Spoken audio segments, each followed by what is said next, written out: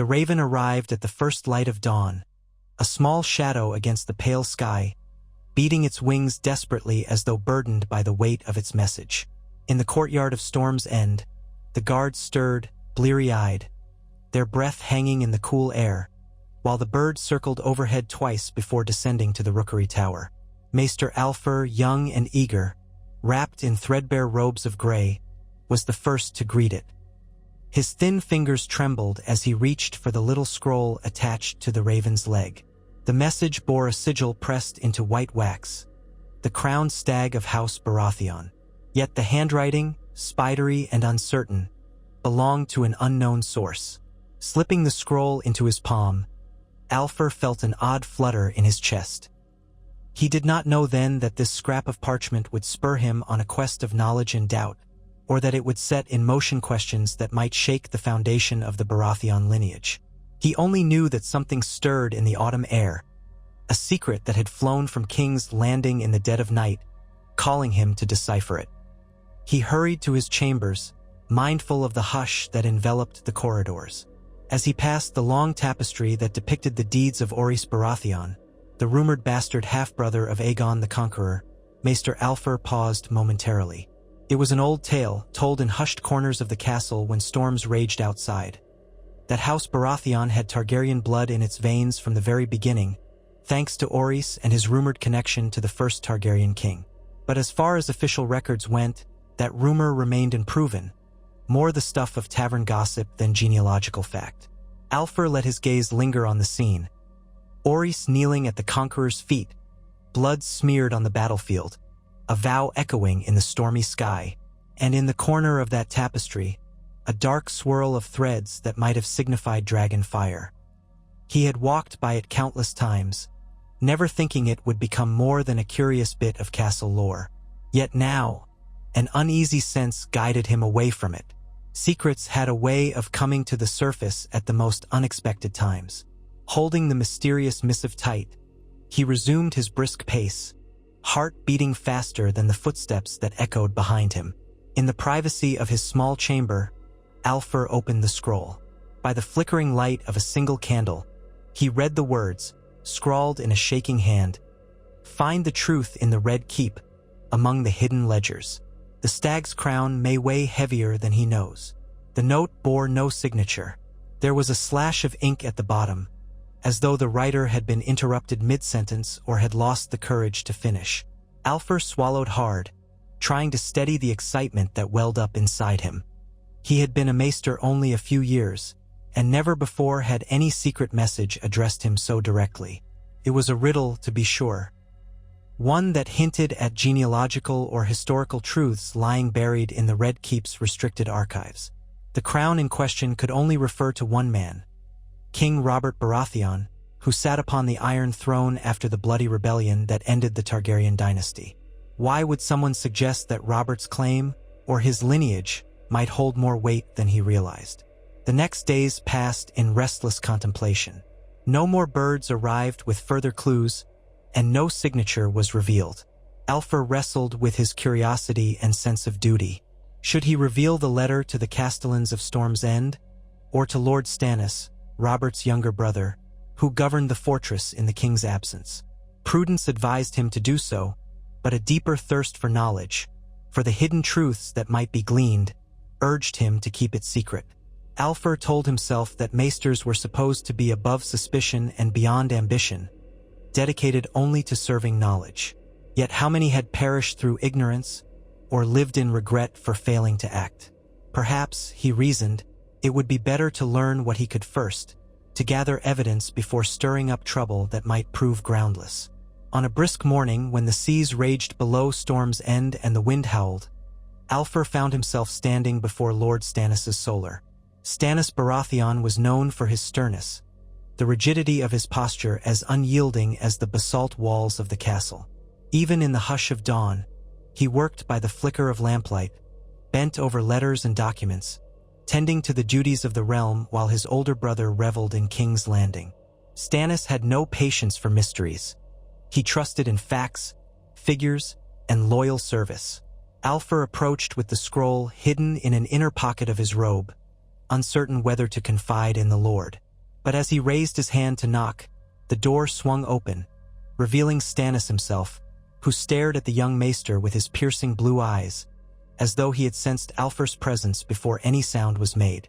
"Maester," Stannis greeted him, voice level. "Have you come to speak of matters urgent? Or does the old Raven's Tower still fail to keep time?" Alfer bowed awkwardly. "My lord, I wish to travel to King's Landing. There are some references in the Red Keep's archives that might illuminate certain genealogical points I've been studying regarding the earliest days of House Baratheon. I hope to compile a thorough history to honor your house's storied past." Stannis studied him, the set of his jaw suggesting he was as immovable as the gates of Storm's End.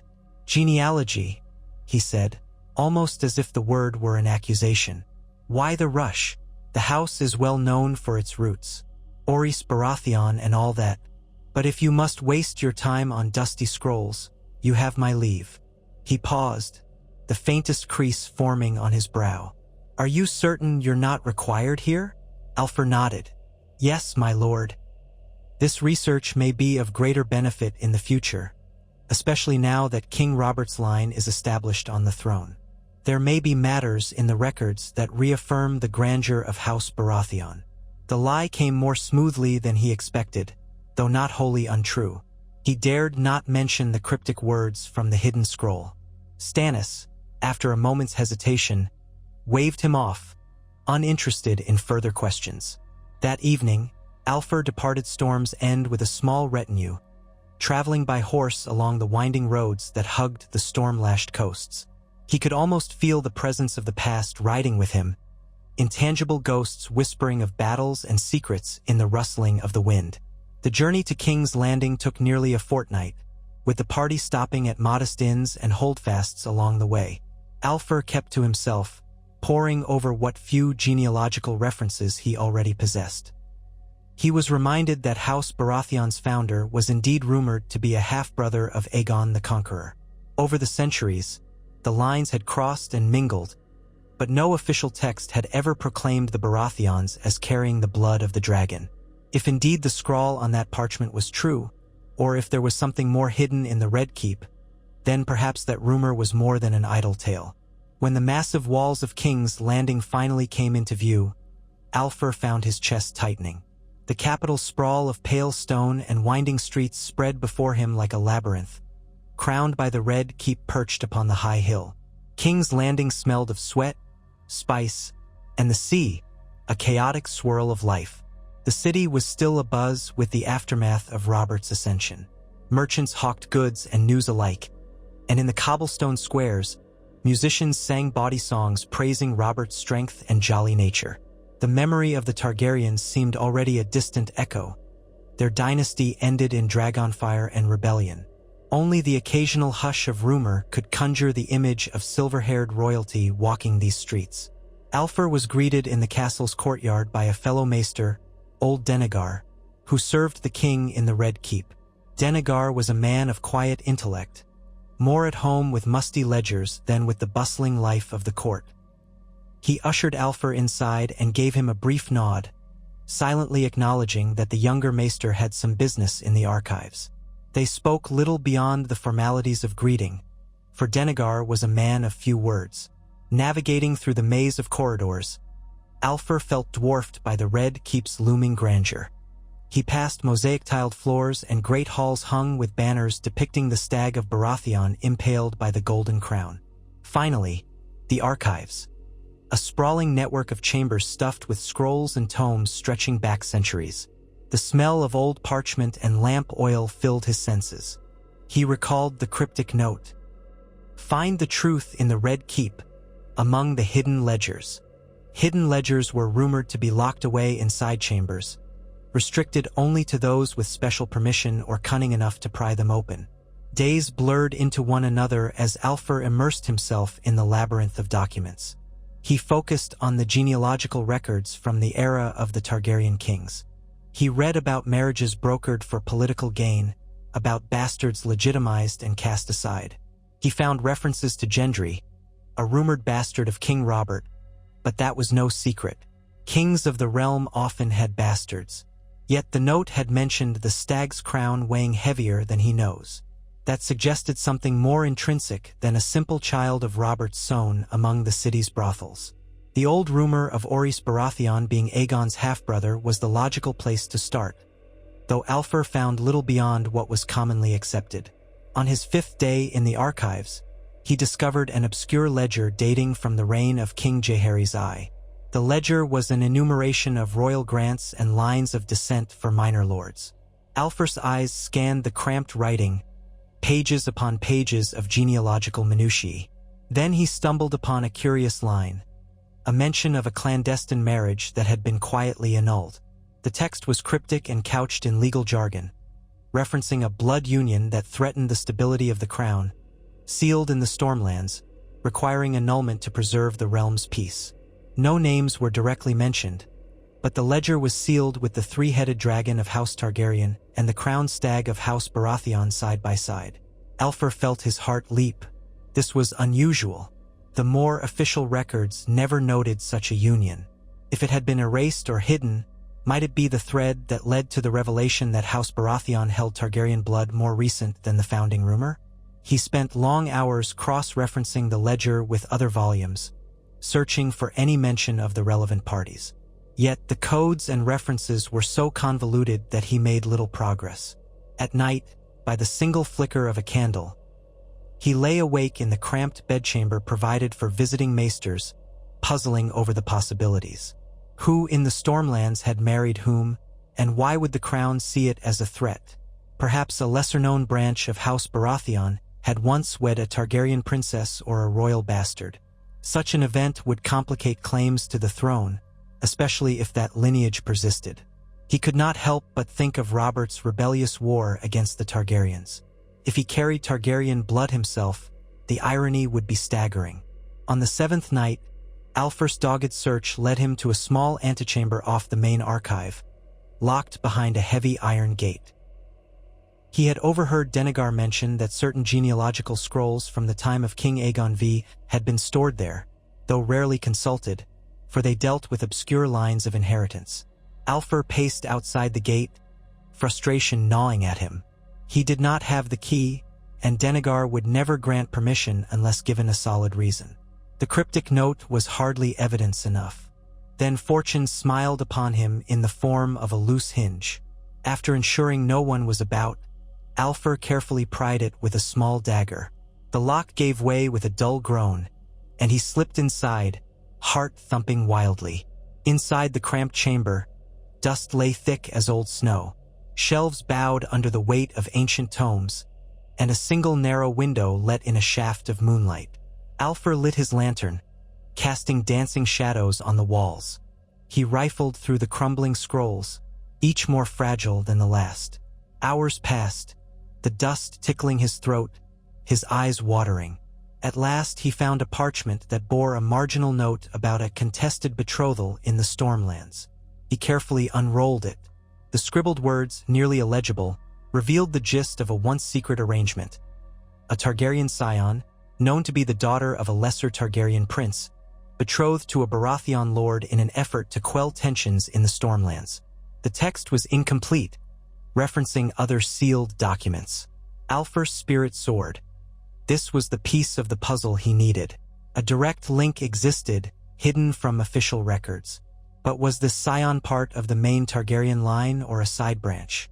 The text offered no names, only that the arrangement had been undone by the order of a king who feared the growing power of the Baratheons, especially should they unite the blood of the dragon with their own.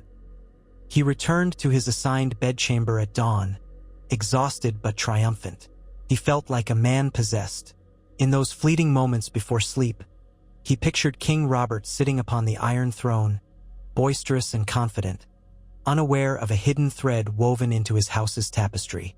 It was one thing to suspect Targaryen blood from ancient centuries, but quite another to have it introduced more recently through a clandestine union. And if Robert did, indeed, carry the blood of the dragon, it might explain certain ironies. The rebellious fire that had fueled him, the uncontrollable passions that marked his reign, and possibly even the ephemeral spark that once linked him to Lyanna Stark, who had been abducted or perhaps willingly spirited away by Prince Rhaegar Targaryen. Alfer's mind raced. He did not yet have proof, but he had found a trail. He slept through the morning, missing his usual hours in the main archive. When he emerged, bleary-eyed, for a midday meal, he found old Denegar waiting near the kitchens. The older maester's face was grave. With a curt gesture, Denegar beckoned him aside. "You have been busy," the old man said softly, voice devoid of warmth. "One does not rummage in restricted chambers without the keeper of the records knowing." Alfer's mouth went dry. He struggled to maintain composure, offering a small bow. "I feared my research would be incomplete without certain records." Denegar's eyes narrowed. "And what did you hope to find there, young maester?" The words carried a veiled warning, as if to say that many had lost their place, and sometimes their heads, for digging too deep into such matters. Alfer hesitated, heart pounding in his throat. He sensed that Denegar, for all his sternness, might have a curiosity of his own. "I found references," he confessed quietly, "to a secret betrothal between a Targaryen and a Baratheon, something that could change how we view the lineage of House Baratheon." "Aye." Denegar held up a weathered hand to stop him. "You speak of dangerous matters. The Targaryens may no longer rule, but their shadows are long. Before you dig further, consider, why were these records hidden in the first place? Who stands to gain or lose if such knowledge were made public?" Alfer did not speak, but the ripple of fear in his belly answered well enough. Denegar let the silence linger before continuing. "Very well," the old man said. "If you are so determined, I will show you something that might illuminate your questions. But be warned. Some truths serve only to cast doubt and misery upon those who uncover them." Later that day, under Denegar's guarded supervision, Alfer ventured once more into the restricted archives, this time with the old maester's approval. They lit several lamps in a dim alcove, where Denegar unlocked a chest bound by iron. Within it lay a single tome, battered by centuries, the leather cover cracked. Alfer gingerly opened it, and Denegar placed a trembling finger on a passage near the middle. The script, penned in High Valyrian, was accompanied by translations scrawled in the margin. It referenced a second union forged in the Stormlands, consummated in secret, and sanctioned by neither the faith nor the crown. The tome alluded to an official record of the child born from that union, but the lines were frustratingly vague. Still, there was enough to confirm that the child had indeed survived. Alfer's breath caught in his throat. A child of Targaryen and Baratheon blood, but who and when? Denegar shook his head sadly. "The names have been scratched out of every record, by whose order we can only guess, possibly to prevent a future succession crisis." Alfer's mind whirled with possibilities. If such a child existed, that bloodline might still weave through the centuries, shaping the fate of House Baratheon. No wonder it was hidden. The Targaryens jealously guarded their claims and would have found any potential rival dangerous, especially if that rival possessed both the Targaryen link and the rightful seat in the Stormlands. As weeks went by, Alfer carefully pieced together scattered references, gleaning hints from half-burnt letters, marriage records, and genealogies that seemed deliberately incomplete. He found subtle references to a certain Lady Rael Targaryen, who had married Ormond Baratheon, Robert's grandfather's father. That match was well known, but it was said to be only one of the open alliances between the families. There were whispers of another betrothal, made decades earlier, that had never officially taken place but might have produced an heir. Layer upon layer of subterfuge and rumor made the story as murky as a shadow on a moonless night. Yet all the genealogical threads converged upon one startling possibility: that the line culminating in Robert, Stannis, and Renly Baratheon held more Targaryen blood than even the official records suggested. Alfer's doubts multiplied. He often recalled the cryptic note that started this journey. Someone in King's Landing knew about this or suspected. Someone wanted the truth out. But who? And more importantly, why? One late evening, as Alfer carefully transcribed a portion of the battered tome for his personal notes, he heard a cautious knock at his door. He opened it to find a woman, her face partly shrouded by a hood. Candlelight revealed a scar that ran from her left temple down to her jaw, a souvenir of some past violence. She introduced herself in a near whisper, calling herself Tala, a servant in the Red Keep. She held a folded parchment out to him. "I was told you are searching," she said, voice trembling. "You must be careful. There are those who do not want secrets unearthed." Alpha recognized the same spidery handwriting on the parchment as that which had arrived in Storm's End. He felt his pulse quicken. "Who gave this to you?" he asked, but Tala said nothing more, only shook her head and vanished into the corridor. The note read, "The truth sits in the Red Keep's black cells, locked away with the memories of a time best forgotten. Ask for Lord Velar, the old jailer who keeps records of the condemned." A new clue, yet more cryptic. Alpha recalled that the black cells were infamous, the darkest dungeon below the Red Keep, where only the most dire or politically sensitive prisoners were cast. What knowledge could be found there? Summoning courage, Alpha requested an audience with the master jailer. After much stonewalling from the gold cloaks who patrolled those forbidding halls, he was at last granted a brief meeting with an elderly man who went by Velar. In a cramped office that smelled of rotting straw and fear, Velar eyed the maester with watery, unfocused eyes. "They told me you had a request," he said, voice rough as gravel. Alpha bowed and asked about old records of prisoners from the time of Aegon V onward, focusing on any who might be linked to the Stormlands or to Targaryen brides. Velar coughed out a mirthless laugh. "Boy, I have chests full of records. Men, women, highborn, lowborn. But if you want the special records, you won't find them in any chest. The truly dangerous secrets never make it to parchment. They live in memories, in the hush of men who know better than to speak." Alpha let out a measured breath. "Is there anyone alive who remembers a time when the Baratheons had ties to Targaryens, beyond what is already common knowledge? Or perhaps a rumor of a certain child that was whisked away?" Velar drummed his gnarled fingers on the table. "In my youth, I heard stories from an old occupant in the black cells, a man who claimed to be the caretaker of certain genealogical documents. He insisted that the Targaryen lords wanted him silenced because he knew about a marriage sealed in blood. But I never saw proof. He died down there, raving about the union of storm and dragon. His name was, I forget it, too many decades gone." He leaned forward, watery eyes flickering. "Is that the kind of tale you want to chase, Maester? Ghost stories?" Alpha nodded, anxiety swirling within. "Any lead would help." Velar gave him a dismissive wave. "Well, you'll find no records left. Word is that King Aerys had them all burned in his paranoia. But if you're determined, check the old storeroom in the dungeons. Sometimes scraps remain, overlooked by fire and men. But watch your step. That place is seldom visited, full of rats and rot. And if you do find something, ask yourself if you truly want to know it." The following night, lantern in hand, Alpha descended a narrow staircase into the bowels of the Red Keep. The deeper he went, the more oppressive the air became. The torch sputtered, shadows jumping on the slick stone walls. He passed rows of empty cells, their doors rusted, the stench of centuries-old misery lingering in the stale air. At last, he came to a heavy door that appeared half-rotted. With some effort, he forced it open. Inside was a storeroom of sorts, littered with crates and decaying papers. Most were unrecognizable, blackened with mold or nibbled by vermin. Alpha winced at the acrid stench and set about rummaging, sifting through piles of debris. He found fragments of official documents, a letter bearing the Targaryen sigil, references to an execution order. He discovered a half-burnt page that contained partial genealogical lines, penned in the swirling script reminiscent of Old Valyrian.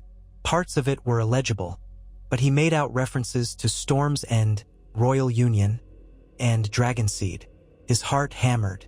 At last, a line near the bottom that read, "In the event of discovery, let the truth be hidden for the sake of the realm." Then it ended in scorched tatters. A rat squeaked in the corner, and Alpha nearly dropped his lantern. He realized he had been holding his breath, fear creeping up his spine as if the ghosts of these old secrets closed in around him. Gently, He folded the remnants of the document and tucked it inside his robes.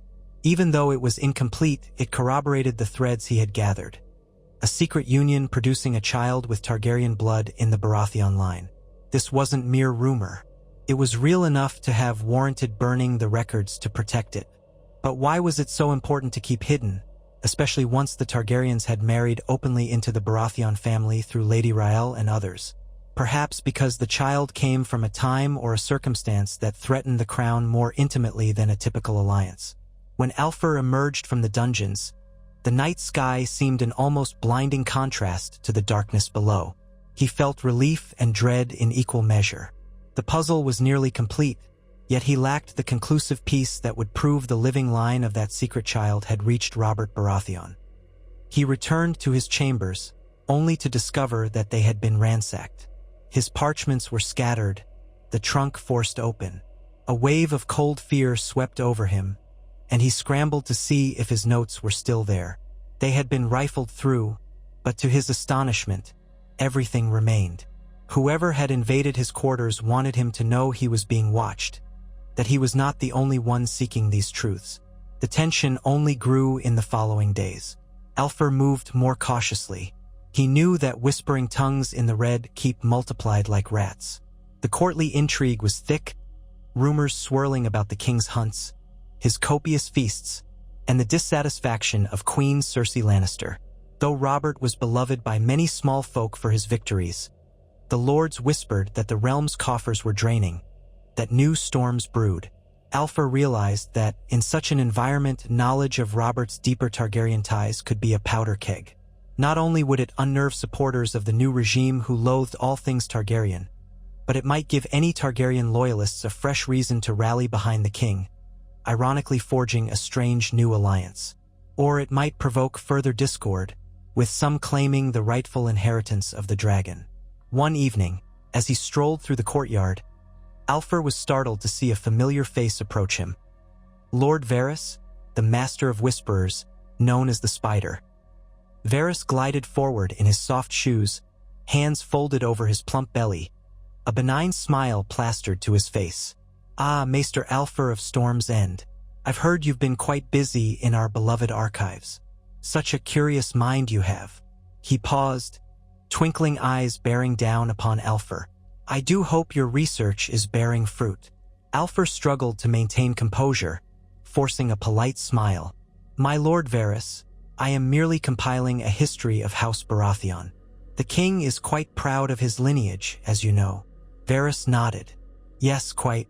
Such a storied ancestry, so many rumors from ages past. Orys Baratheon and the Targaryen siblings, who can say what hidden truths lurk there? The blood of the dragon is potent, after all.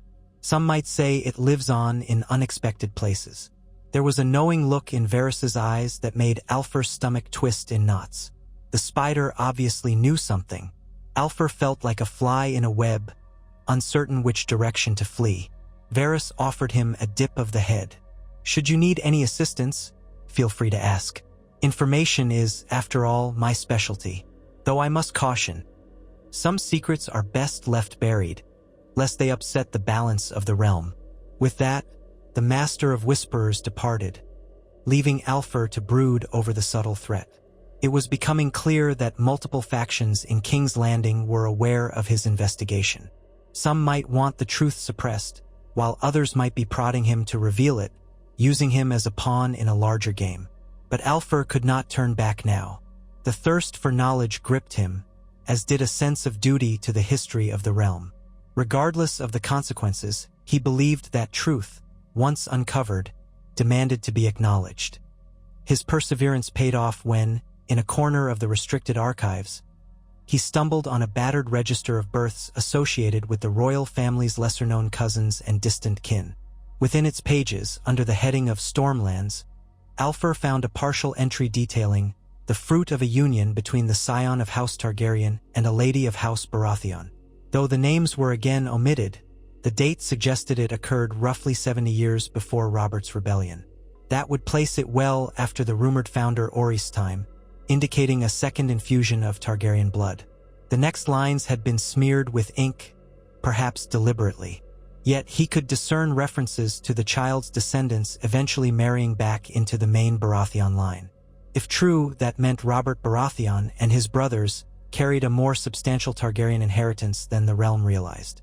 Alfur could hardly contain his excitement and dread. He felt it now, the shape of the truth looming before him like a specter. He wanted to finalize his proof, but how? The Targaryen genealogies were notoriously complicated, with many branches leading to dead ends or crossing in marriage alliances. Documentation was scarce, and so much had been destroyed during the Mad King's reign or lost in Robert's rebellion. Yet the circumstantial evidence was mounting steadily. One morning, the impetus for action arrived in the form of another secret note, slipped under his door. In the dragon pit at midnight, it read, "Your final piece awaits." Alfur felt a chill.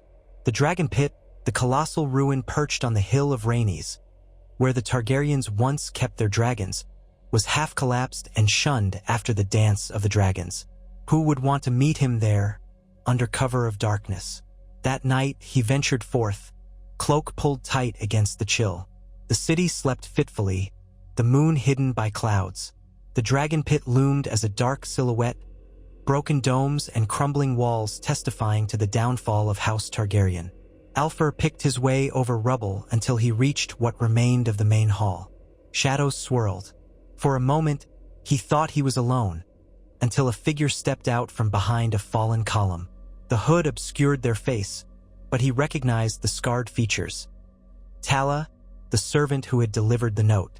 She beckoned him closer and drew a small, battered book from her satchel.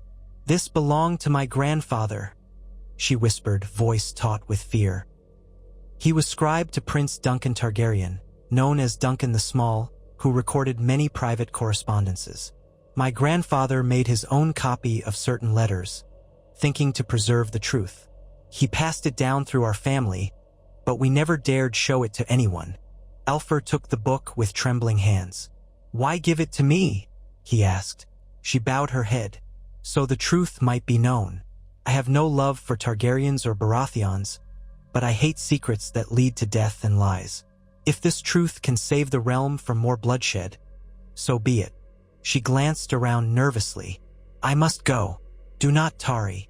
With that, Tala vanished into the dark. Alfur turned his lantern to the little book. By the flickering light, he read the cramped writing, presumably the scribe's copies of letters.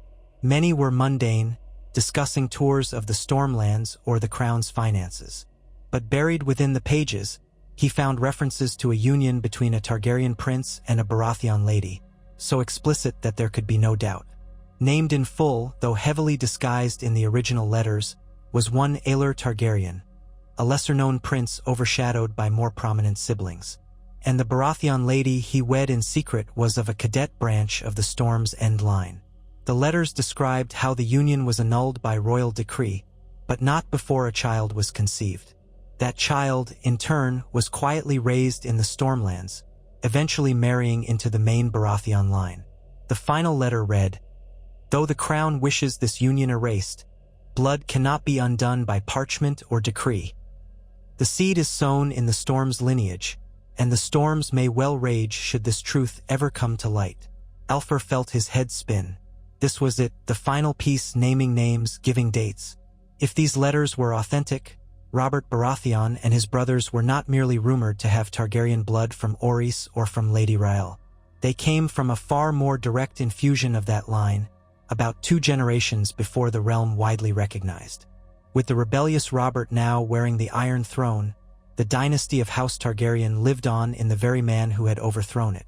The irony was as thick as winter fog. In the hush of the dragon pit, Alfur realized the magnitude of what he held in his hands. These letters could shake the realm, sow confusion, or even strengthen Robert's claim by Targaryen right. An absurd twist of fate. Yet it could also incite further conflict, for some might demand that Robert champion Targaryen traditions, while others would see him as a hypocrite for denouncing and destroying the very family from which he partially sprang. And what of the exiled Targaryens, rumored to be across the narrow sea? Could knowledge of Robert's partial Targaryen lineage be used to unify or divide? In the coming days, Alfur was haunted by indecision. A part of him felt compelled to deliver these letters to King Robert himself, to let him decide how best to handle the revelations about his blood. Another part urged him to destroy them, to spare the realm further upheaval. And yet another voice, the scholar within, insisted that knowledge was sacred and must be preserved, no matter the consequence. He carefully copied the letters, taking pains to hide the originals. One cold morning, as he was preparing to leave the Red Keep, he was summoned by Varys again. The Master of Whisperers greeted him in a small courtyard where a fountain trickled softly. Varys spoke politely but with an undercurrent of steel. "You have delved deep, Maester Alfur, perhaps deeper than is safe.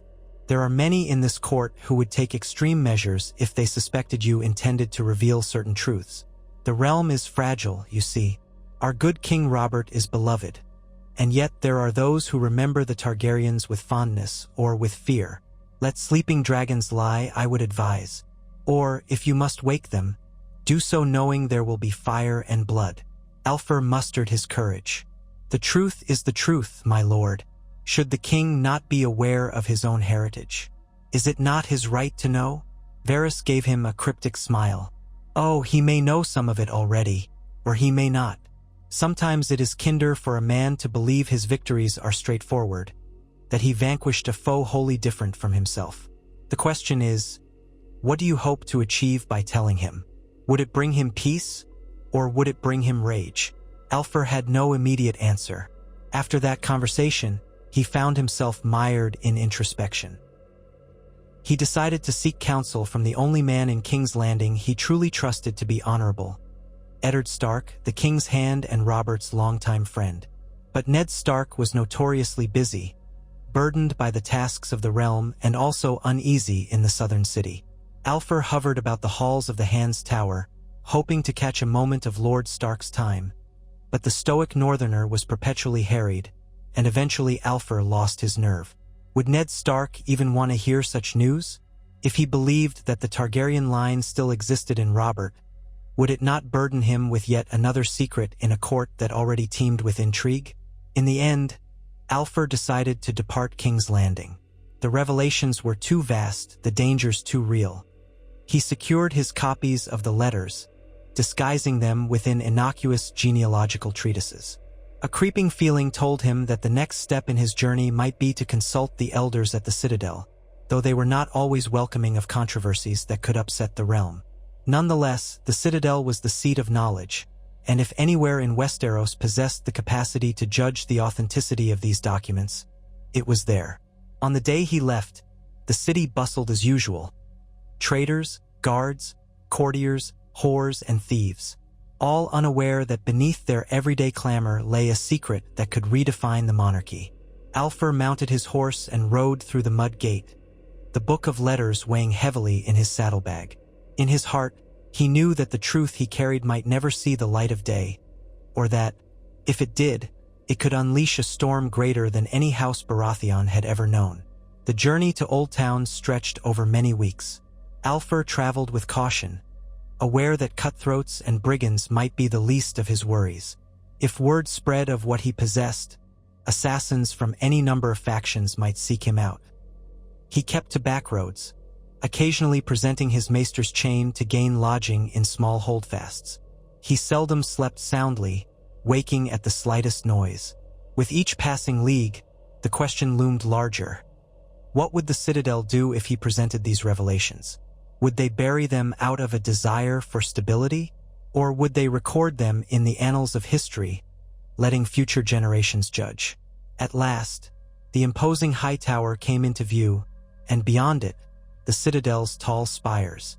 Alfur was admitted through the gates and, after identifying himself, was allowed into the austere chambers reserved for sworn maesters. There, in a small council of gray-robed men, he laid out his findings, carefully controlling his voice as he revealed the genealogical puzzle. He produced copies of the relevant documents, omitting the more explicit letters from Tala's book until he was certain these men were truly impartial. The elder maesters pored over the records, eyebrows arching, thin lips pursed. They questioned him on dates, references, and historical context. Their skepticism was evident, their caution palpable. One of them, Maester Toribald, a wizened figure with a chain thick as a man's wrist, spoke in a grave tone. "Alfur, these claims, if proven, could indeed suggest a stronger tie between House Baratheon and House Targaryen than is commonly accepted. But do you realize the implications of releasing this knowledge? King Robert's entire legacy would be cast in a new light. Some might say it legitimizes his rule further, by Targaryen blood, while others might say it undermines the official narrative of rebellion. There is also the question of whether he himself was aware. If he was not, how would he react to such news?" Maester Alfur nodded, throat tight. "I understand the gravity, my lord, but as a scholar, I believe the truth has value in and of itself. Is it not our duty, as men of the Citadel, to preserve and present knowledge?" Toribald's expression softened slightly. "In theory, yes. In practice, we must consider the realm. Knowledge wielded irresponsibly can lead to chaos. Perhaps the time is not yet right to reveal this. We must verify it thoroughly, in secret, and keep it under lock until circumstances demand otherwise." Another maester, an older woman named Cleora, shook her head. "We swore vows to serve the realm through knowledge. Caution is wise, but burying the truth is a betrayal of our purpose. At least let us confirm authenticity. If these documents are true, the realm deserves to know at the proper moment." The small council argued into the night. Alfur felt a strange mixture of relief and despair. At least now the truth was out of his hands, subjected to the scrutiny of learned men and women. But he had no illusions that this was the end of the story. Whether the Citadel decided to lock the records away or eventually reveal them, the truth had a life of its own. Word had a way of spreading, especially if unscrupulous parties had also uncovered fragments. A fortnight later, Alfur was summoned again by the council.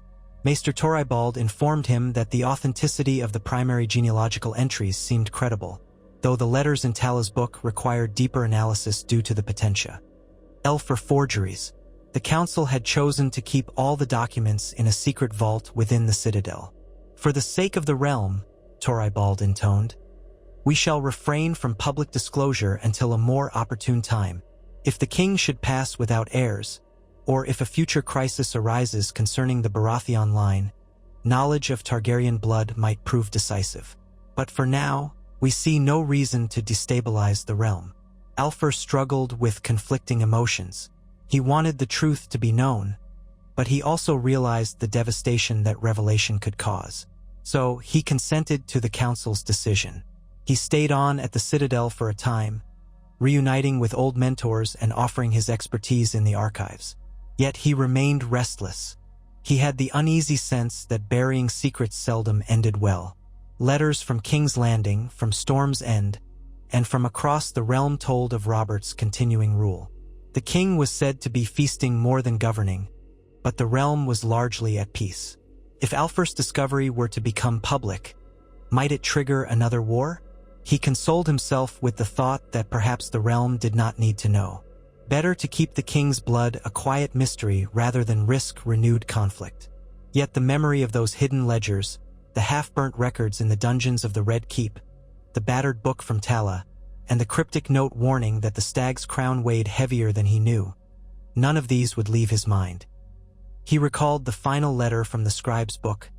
Blood cannot be undone by parchment or decree. Indeed, the truth of Robert's Targaryen ancestry was entwined in his very being, whether acknowledged or not. And so Maester Alfur continued his service, carrying the secret as a silent burden. Occasionally, when storms battered the Citadel's towers, he would gaze out at the raging sea and think of Storm's End, of the swirling genealogies that had shaped the present.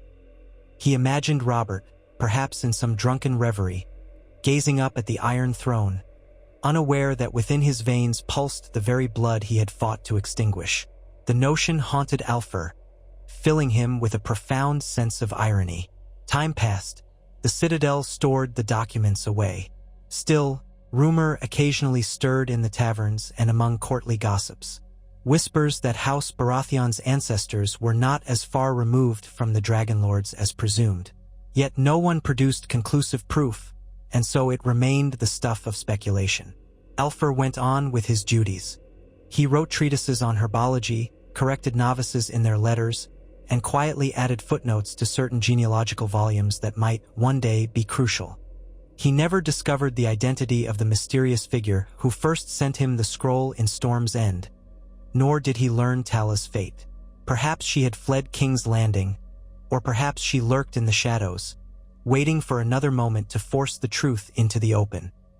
Over the next few years, Alfur's hair began to gray, and lines formed on his brow. He returned once more to Storm's End, under the pretense of collecting local legends. Lord Stannis was as grim as ever, suspicious but disinterested in the maester's genealogical obsession. Alfur made a point of leaving any mention of Targaryen blood out of his official reports. The tension around the subject was still palpable. Men might recall the rebellion and wonder if the king's claim had unforeseen complexities. But as time wore on, Robert's seat on the Iron Throne seemed secure, and the realm's memory of the Targaryens faded further. Yet secrets have a life of their own. While Alfur busied himself with the daily tasks of a maester, the knowledge he harbored lay dormant, like a dragon egg waiting for the right conditions to hatch. In quiet moments, by the flickering light of a single candle, he would take out his personal notes and read over them, reacquainting himself with every detail.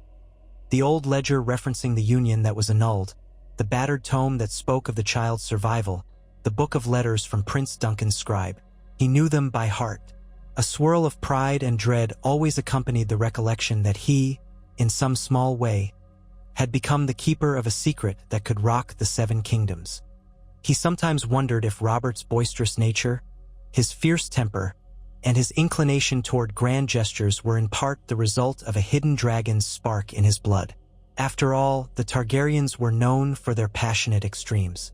It was not so far-fetched to imagine that a distant inheritance might manifest in personality traits. And what of the rumor that Robert had fathered many bastards across the realm?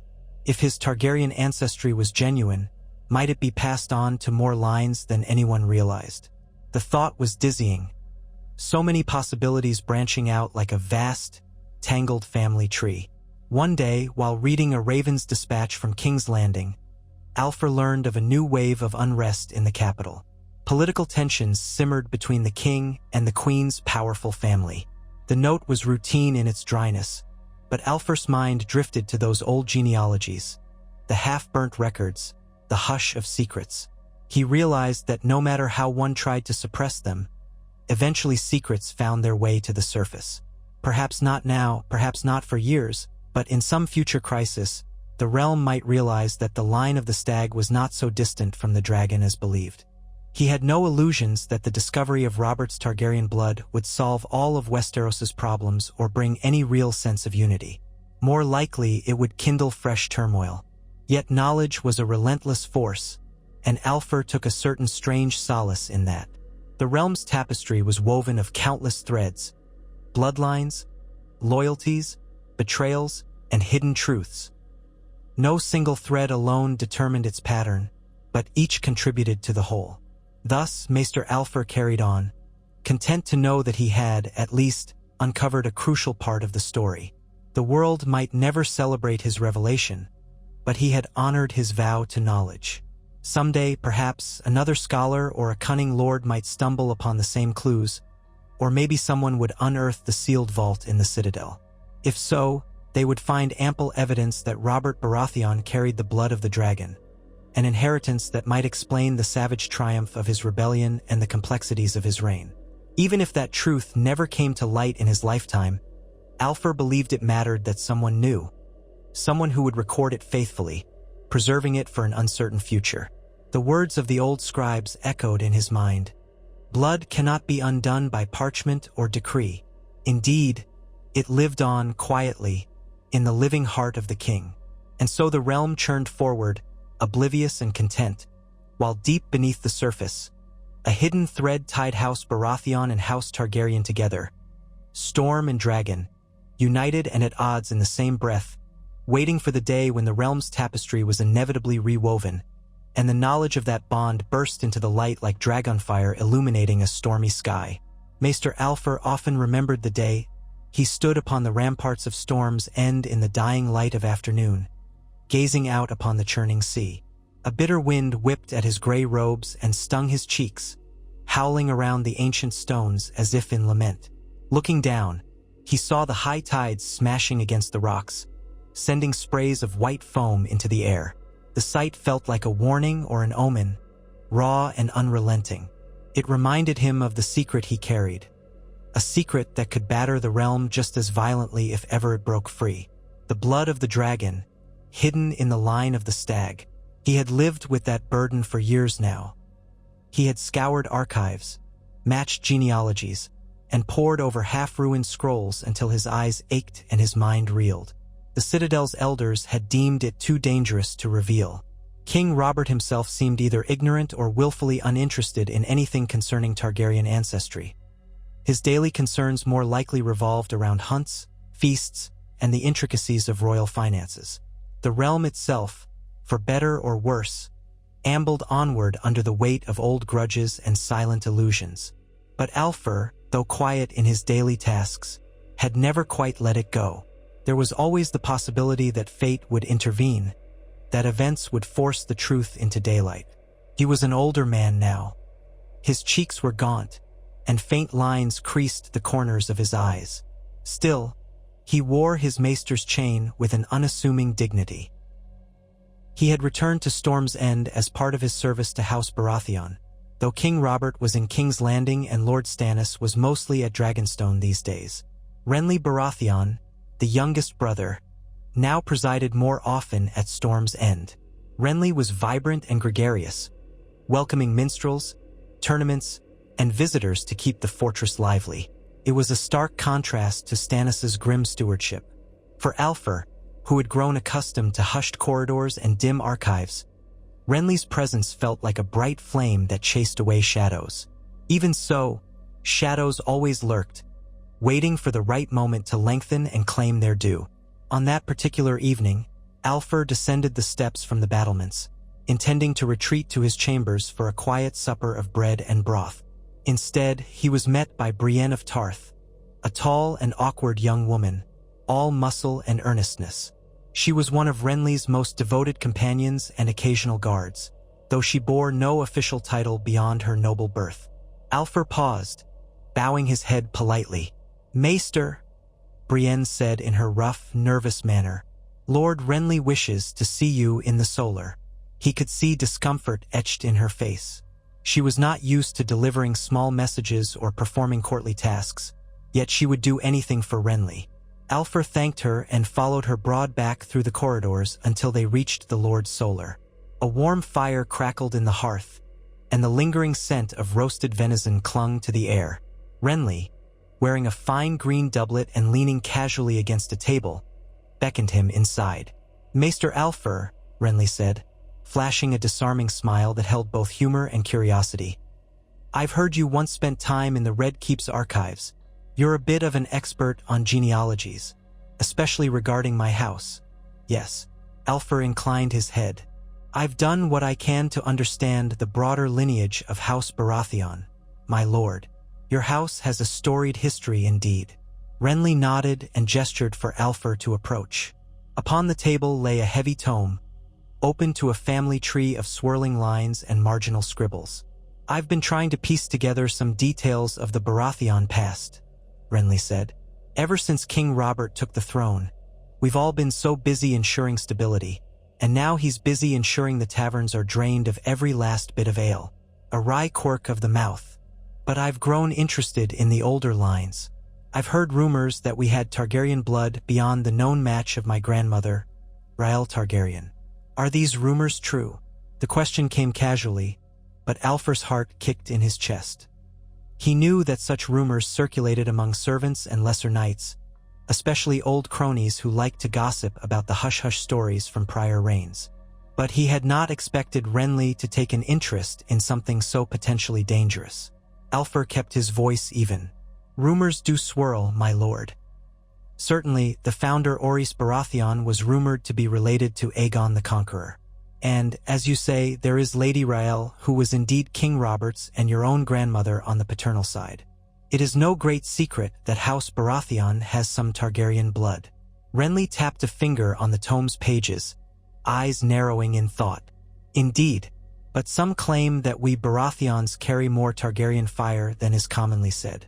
I've wondered if that has any truth to it. My brother Robert, well, he is a man of extremes, shall we say, and the Targaryens were said to be passionate to the point of madness. Not that I mean to imply Robert is mad, but he shrugged lightly. Sometimes I see a spark in him that seems more than just mortal rage. Alfur avoided meeting Renly's gaze. The Targaryens have intermingled with many noble houses over the centuries. My lord, there are numerous genealogical lines that remain hidden or overshadowed by more public alliances. As far as official knowledge goes, Rhael Targaryen is the primary link in House Baratheon's more recent centuries. Whether there are other hidden or older lines, well, that remains the subject of speculation. Renly studied him for a moment, seemingly aware that Alfur was being evasive. Then he forced a grin and shut the tome. Speculation indeed. Thank you, Maester. That's all. For now. He cast a glance at Brienne, who stood at attention near the door, then waved them both away. Alfur left with a sense of disquiet. If Renly's curiosity deepened, it might lead him to exactly the kind of dangerous truths that Alfur had long helped conceal. And yet, part of him wondered what might happen if a Baratheon brother learned the fuller story. Would Renly, with his bright charm and flexible nature, handle it better than Robert or Stannis might have? Perhaps. Or perhaps it would only fan the flames of ambition. Alfur did not know. That night, under candlelight in his small turret room, he found himself leafing through his private notes, the ones he'd guarded for so many years. The scrawled references to a hidden marriage, the fragments of a Targaryen prince's union with a Baratheon lady, the child that was said to have lived in secrecy until merging back into the main line. He tried to reason with himself. The men who had entrusted him with these notes, Varys, Denegar, and ultimately the senior maesters at the Citadel, had all agreed that public knowledge could destroy the realm's delicate balance. It could undermine Robert's entire identity as the slayer of the Dragon Kings. And yet, it could also conceivably cement his legitimacy, depending on how it was spun. The realm was a tinderbox, though, especially in these times, with the Lannisters vying for power and rumors that Targaryen exiles, Viserys and Daenerys, lurked across the narrow sea. The slightest spark could ignite a conflagration.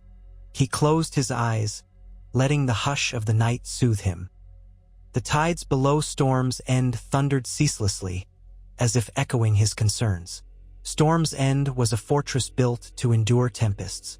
Might House Baratheon need to endure a tempest of a different sort if this secret ever emerged?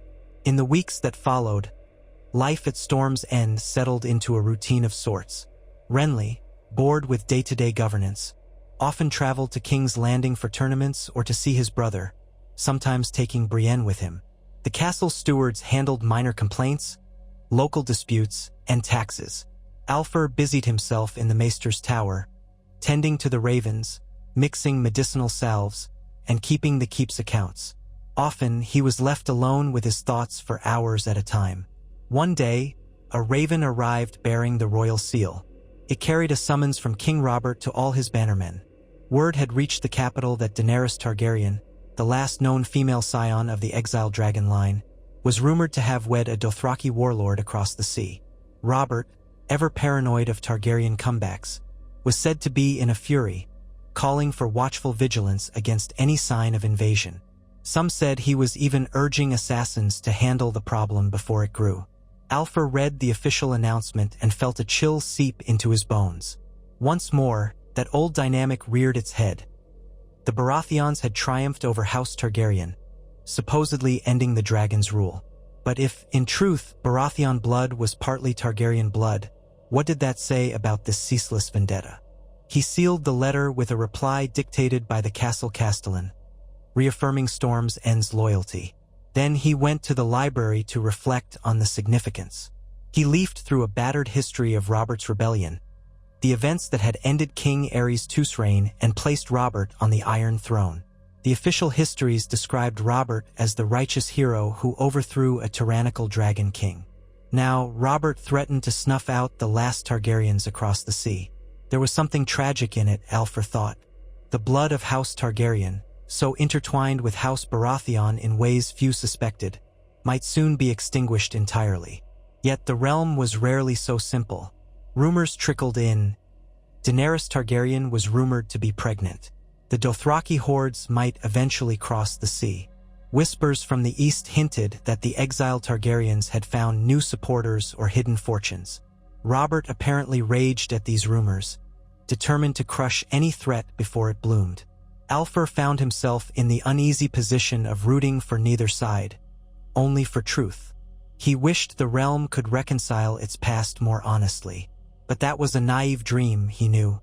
Not long after, another raven arrived. This time, the message was from the Citadel, addressed specifically to Maester Alfur. It bore a simple line: "We must speak. Urgent matters regarding your prior research. Make haste if you can."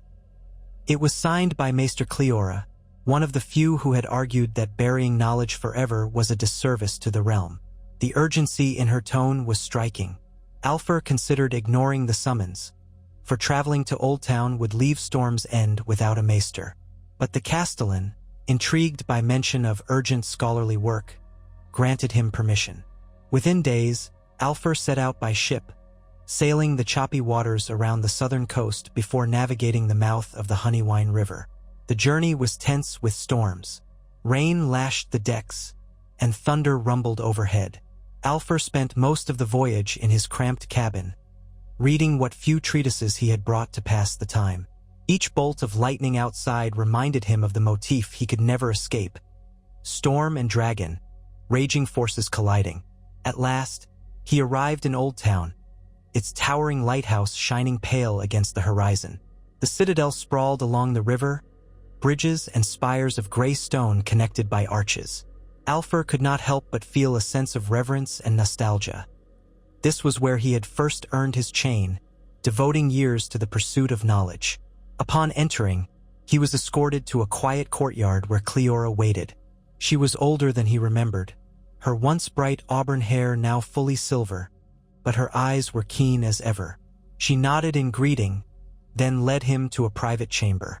"Forgive the secrecy," Cleora said once they were alone, "but times have grown more precarious, and the council is divided."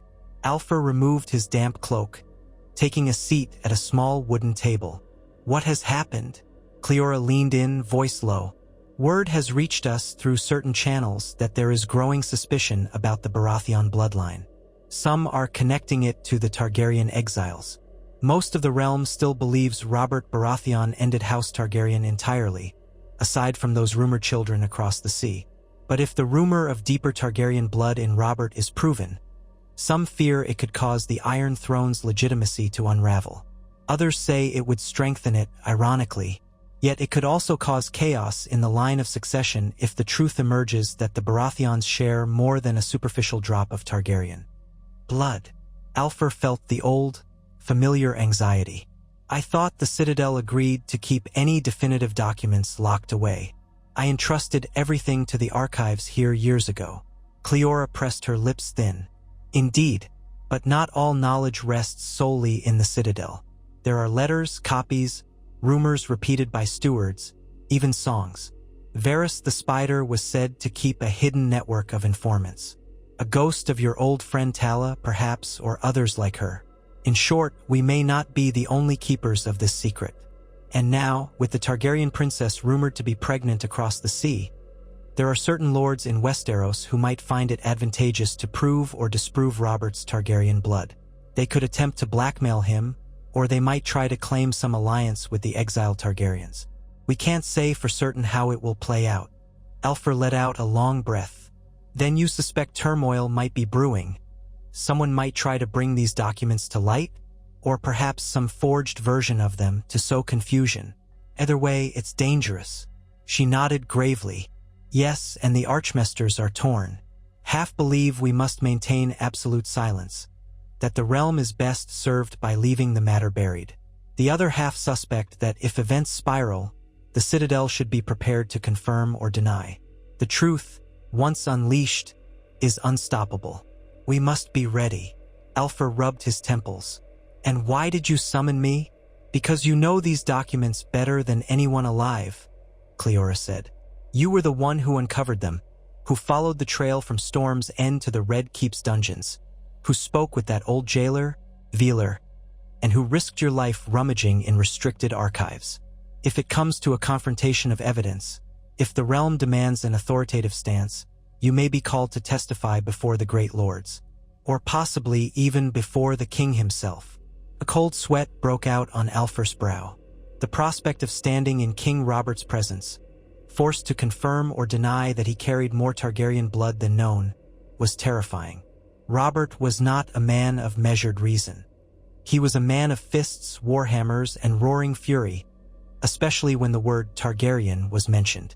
The conversation might end with Alfer's head on a spike. He swallowed. I see.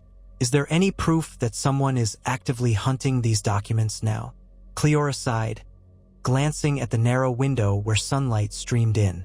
Proof is fleeting, but rumors are strong. A hooded figure was seen near the restricted genealogical vault. The guard confronted him, but he vanished. A local innkeeper claims to have overheard talk of a reward for old Baratheon parchments. Moreover, 2 novices who had been assisting with archival tasks have disappeared. Whether they fled or were kidnapped, we do not know. The sense among some here is that something is stirring. A sense of dread prickled along Alfer's spine. He could almost envision the shadows creeping along the Citadel's halls at night. What do you propose I do? Cleora rose from her seat and began to pace, her chain clinking softly. For now, remain in Old Town a while. The Archmaesters wish for you to re-examine the original records with them, verifying their authenticity once again. If we must stand behind them, we must be certain they are valid and no forgeries have been slipped in. Meanwhile, keep your eyes and ears open. Perhaps your presence might draw out whoever seeks these secrets. Though the thought of being used as bait made his stomach churn, Alfer nodded. His loyalty to the Citadel and his sense of responsibility bound him. He had unearthed these mysteries long ago. It was only fitting he help guard or present them now. And so, for the next few weeks, he took up temporary residence in a modest set of rooms within the Citadel's labyrinth of towers. He reacquainted himself with the scrolls and tomes that had once been his obsession, carefully comparing them for signs of tampering. He met with Archmaester Toribald, an aged, stern man who still believed caution was the best path. The old scholar half lamented that the Targaryen extinction, if indeed it was inevitable, had left so many genealogical puzzles half-finished. Alfer examined the battered ledger from the time of King Jaehaerys, verifying the cryptic note about a blood union sealed in the Stormlands. He inspected the partial marriage annals from the lesser Targaryen branches, cross-referencing them with the Baratheon line. He read once more the translated letters from Prince Duncan's scribe, which explicitly named the clandestine union between Prince Aelor Targaryen and a lady of House Baratheon, their child whisked away to avoid political strife. There was no longer any doubt in his mind. If the realm's great lords saw these documents, they would realize that House Baratheon's Targaryen ancestry ran deeper than official accounts acknowledged, far beyond the marriage to Lady Rael. Oddly, as he pored over these records with fresh eyes, he found himself noticing new details. One letter mentioned that the child of that union was said to have a distinctive silver-gold glimmer to the hair at birth, though it darkened with age into the customary Baratheon black. Another letter referred to a sign of the dragon present on the child's skin, a small birthmark shaped like a swirl. Alfer realized that if these specifics were verified in the living generation, it might cause quite a stir. Yet no one had ever mentioned Robert or his brothers bearing such a mark. Perhaps it was lost to time, or perhaps it faded in subsequent generations. By day, Alfer worked in the archives. By night, he slept only lightly, aware that the corridors of the Citadel might hide watchers and thieves. He caught glimpses of hooded shapes in the corners, though it might have been his nerves. On more than one occasion, he heard whispered voices echoing in the dark, but when he followed the sound, he found only vacant halls. He shared his concerns with Cleora, who told him that novices had reported stolen keys and suspicious footprints by the vault. The tension mounted, an unspoken promise that some revelation loomed. Then, late one evening, a rapping sounded on his door. Alpha rose from his cot, heart hammering. He pulled on his robe and opened the door to find a novice, trembling, eyes darting over his shoulder. "Maester," the young man breathed. Someone came searching for you, I think." A man in black robes. He forced his way into the reading room. One of the older archmasters confronted him, but the intruder fled. "They want you to come quickly." Alfer's stomach tightened. He followed the novice down a spiral staircase to a small reading annex near the restricted vault. Archmaester Toribald was there, leaning on his staff, his face pale with anger. The door to the reading room had been forced. Papers lay scattered across the floor, scrolls unrolled, the neat stacks of genealogical references tossed about as if in a frenzy. Toribald's voice shook. He was searching for the sealed chest. He demanded to see the Baratheon parchments. When I refused, he drew a knife. I was not about to yield, so I threatened to raise an alarm, and he fled. Alfer knelt, sifting through the scattered pages. The intruder had rummaged specifically among genealogical records focusing on the Stormlands and Targaryens. Did he steal anything? Toribald glanced at Cleora, who stood by the threshold, face grim. She answered, "He did not reach the chest, but I cannot say if he snatched any lesser references. Our inventory is extensive. It may be days before we know exactly what was taken." Alfer stared at a torn page half buried under a pile of scrolls. It was from a known Targaryen family tree, focusing on a lesser branch that included Prince Aeler's line. He picked it up carefully, noticing that the portion referencing the rumored marriage was ripped away, as if the intruder was after that specific piece. Toribald's eyes flicked to Alfer. "We must assume that whomever this man was, he's working on behalf of someone who wants to prove or disprove the rumor of deeper Targaryen blood in House Baratheon.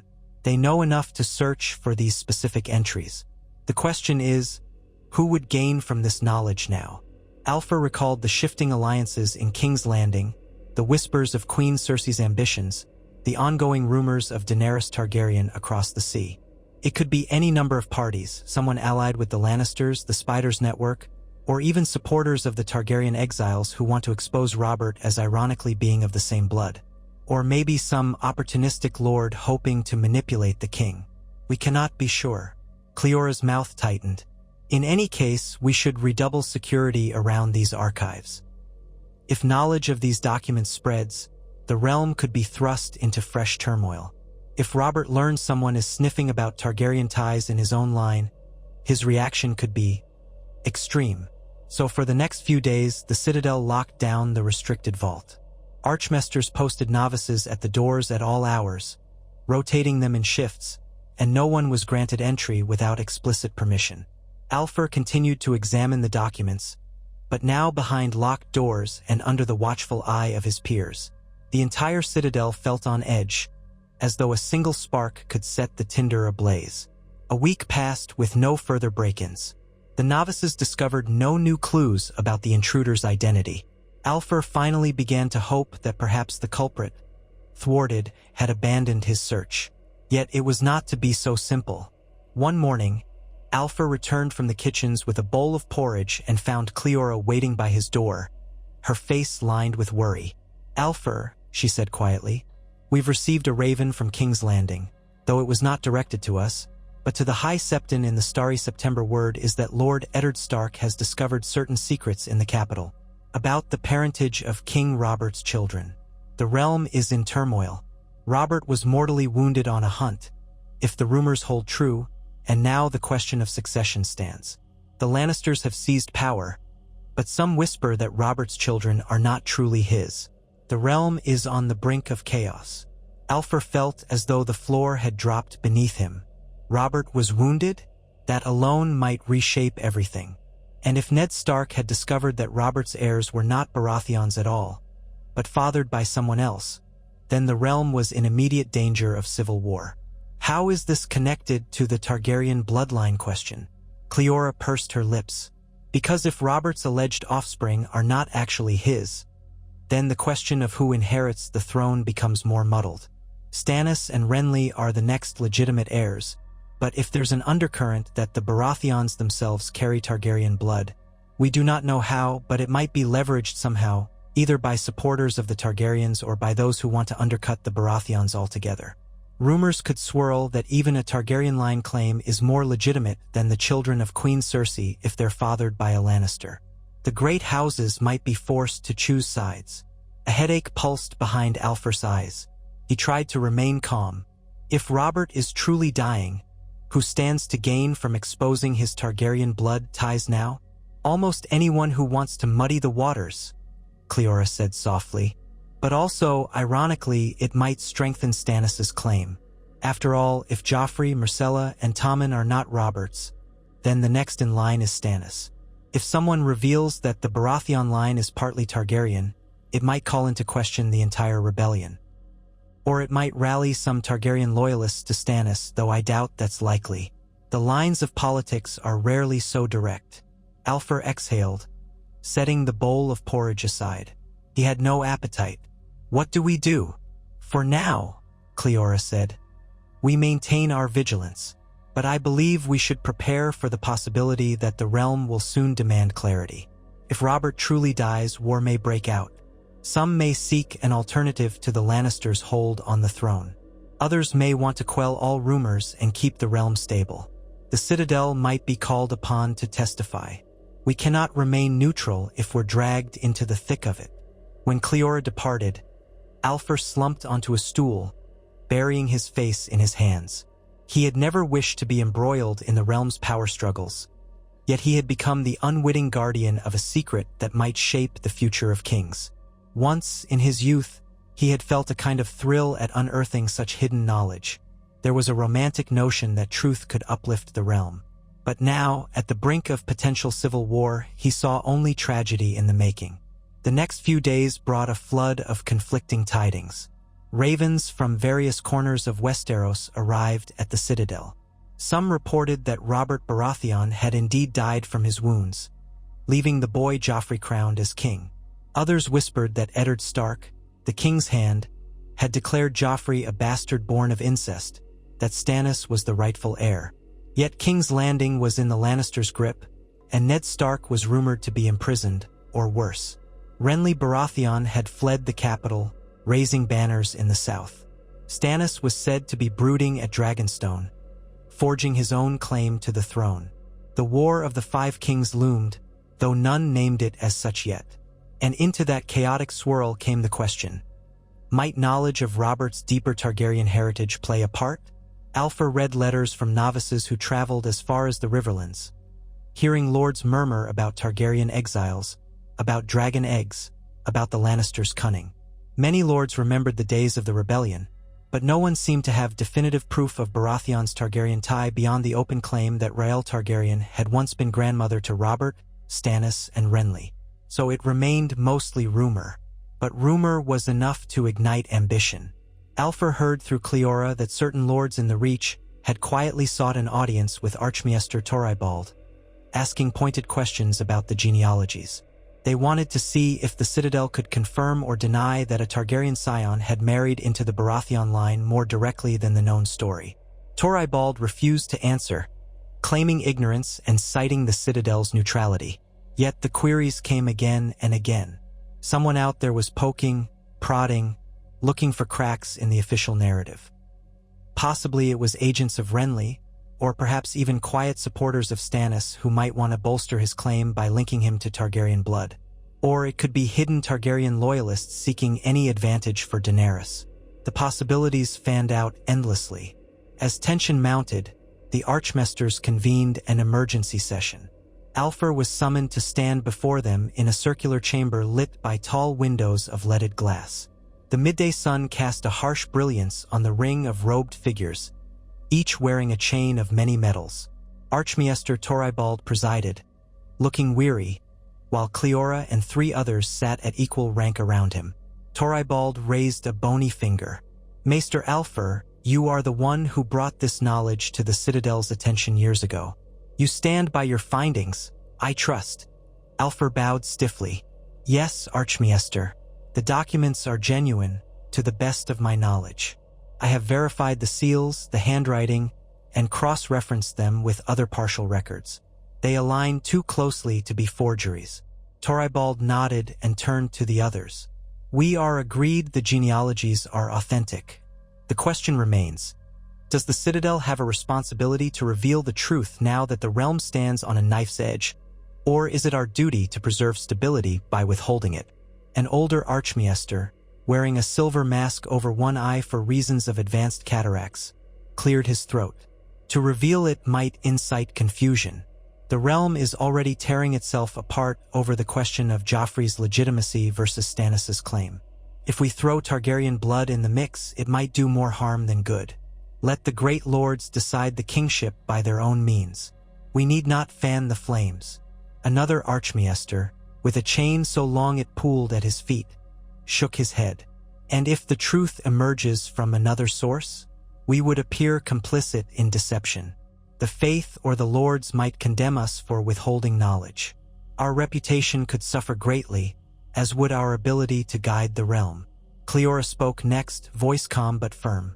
I propose a middle path. We seal the most explicit records but keep a summary accessible. We inform those who ask that deeper Targaryen ancestry in the Baratheon line is possible but unproven in detail. This way, we neither openly deceive nor throw open the gates of chaos. If the realm's crisis demands more clarity, we can produce the records, but only if forced. The debate continued, each archmaester weighing the potential outcomes. Alfer stood in tense silence, feeling as though the fate of kingdoms was being decided by quiet men and women in dusty robes. In the end, Toribald summarized, "We are caretakers of knowledge, not kings. Our vow is to the realm but also to truth. Let us hold to Cleora's suggestion. We will not lie, but we will not publish every detail of these scrolls. Not unless a recognized authority, such as the King's Hand or the Small Council or a Great Council of the Realm, demands it." Agreed. A murmur of agreement swept the circle. The matter, for now, was decided. Alfer left the chamber with a heavy heart. He knew that war did not wait for the deliberations of scholars. Word of Robert's death would spread, and the great houses would soon choose sides. Stannis or Renly, or Joffrey, crowned in King's Landing by the Lannisters' might, or even Robb Stark in the north, who might declare independence. And always in the east, Daenerys Targaryen, rumored to be forging alliances with powerful warlords. The land would bleed, and knowledge alone could not stop the carnage. Perhaps it might even add to it. In the days that followed, the Citadel adhered to the plan. Should any lord or messenger come asking pointed questions about Robert's Targaryen ties, they would receive a neutral but careful reply. That the known link was through Rael, that rumors of older unions existed but had never been formally documented in the official genealogies. Alfer remained on edge, awaiting the next intrusion or the next dramatic shift in the realm's balance. And then, 2 weeks later, a raven arrived for Maester Alfer specifically. It bore a blue wax seal he did not immediately recognize. He cracked it open in his chamber and read, "Maester Alfer, I write at the behest of Lord Renly Baratheon, claimant to the Iron Throne, who has heard of your expertise in the Baratheon genealogies. He requests your presence at Bitterbridge, where his host gathers, to advise him on matters of lineage and to serve as an impartial witness should certain lords question his legitimacy.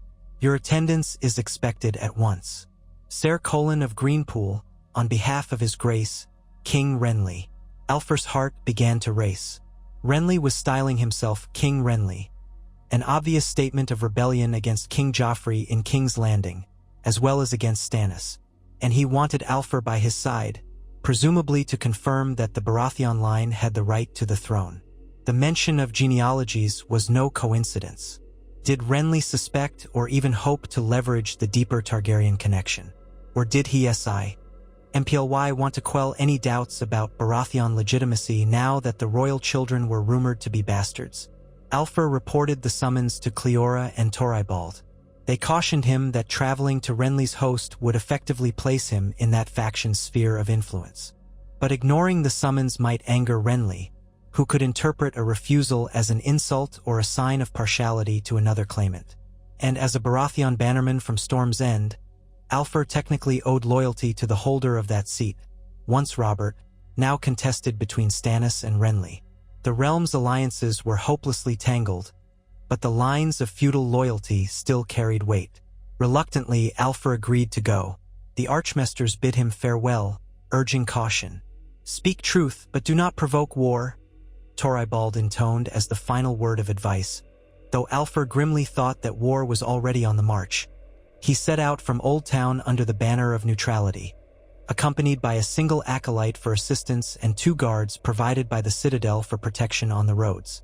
The journey to Bitterbridge took him across the fields of the Reach, where armies were on the move. Renly Baratheon had allied with the might of House Tyrell, or so the rumors said, raising a vast host of knights and footmen. Banners flapped across the horizon. Golden roses of Highgarden, stags of Baratheon, bright green colors weaving among them. Already, Alfur could sense the tension in the villages he passed. Storehouses were being emptied to feed the armies, blacksmiths hammered out spearheads, and fear shimmered in the eyes of small folk. War was no longer a distant threat. It was real and living, like a beast prowling the land. At last, Alfur's party came upon the encampment near Bitterbridge, a sprawling maze of tents along the Mander's banks. Armored knights walked among them, squires scurried carrying lances, horses stamped the muddy ground. The smell of cooking fires mingled with the tang of steel. Alfur was escorted to a large pavilion emblazoned with the crowned stag. Renly Baratheon himself emerged, greeting Alfur with a broad smile that seemed incongruous with the looming threat of battle. "Maester Alfur, at last!" Renly exclaimed. He wore gleaming armor chased with gold, a green cloak pinned at the shoulder. He looked every bit the youthful king he proclaimed himself to be. By his side stood Loras Tyrell, the Knight of Flowers, in resplendent plate. A retinue of lords and knights hovered behind, some looking curious, others wary. Alfur bowed stiffly. "Your Grace," he said, "for to do otherwise would be an affront. I have come at your summons." Renly guided him into the pavilion, where a table covered in maps and letters awaited. Lord Mathis Rowan, a cautious man, and Randall Tarley, a stern, formidable warrior, were among those present. Alfur recognized them and nodded politely. Ser Colin of Greenpool, who had penned the letter, looked relieved at Alfur's arrival. Renly wasted no time. "My lords," he began, "this is Maester Alfur, well versed in the genealogies of House Baratheon and indeed many others. With King Robert gone, some might question the rightful claim to the throne. We all know that Joffrey is not Robert's true son, but a product of incest. My elder brother Stannis presses his own claim, but many of the great lords see in me the better choice, kinder, more sociable, more fit to rule. Yet I would not have my right undone by disputes over lineage."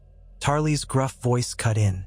"Indeed, but the old laws state that the eldest male heir inherits before a younger brother. If Joffrey is out, that means Stannis is next. On what grounds do you claim precedence over Stannis?" Renly's jaw tensed. Alfur did not envy his position, for Westeros's laws of succession were notoriously rigid. "Stannis," Renly said at length, "would be a cruel master, joyless and rigid. The realm will bleed under his rule. My claim is born of practicality. I will unite the realm, not tear it apart. The people need a king they can love, not fear." That line of argument might sway lords who valued prosperity and courtesy over strict primogeniture, but it did not settle the legality. Alfur realized that was where he might come into play. He cleared his throat.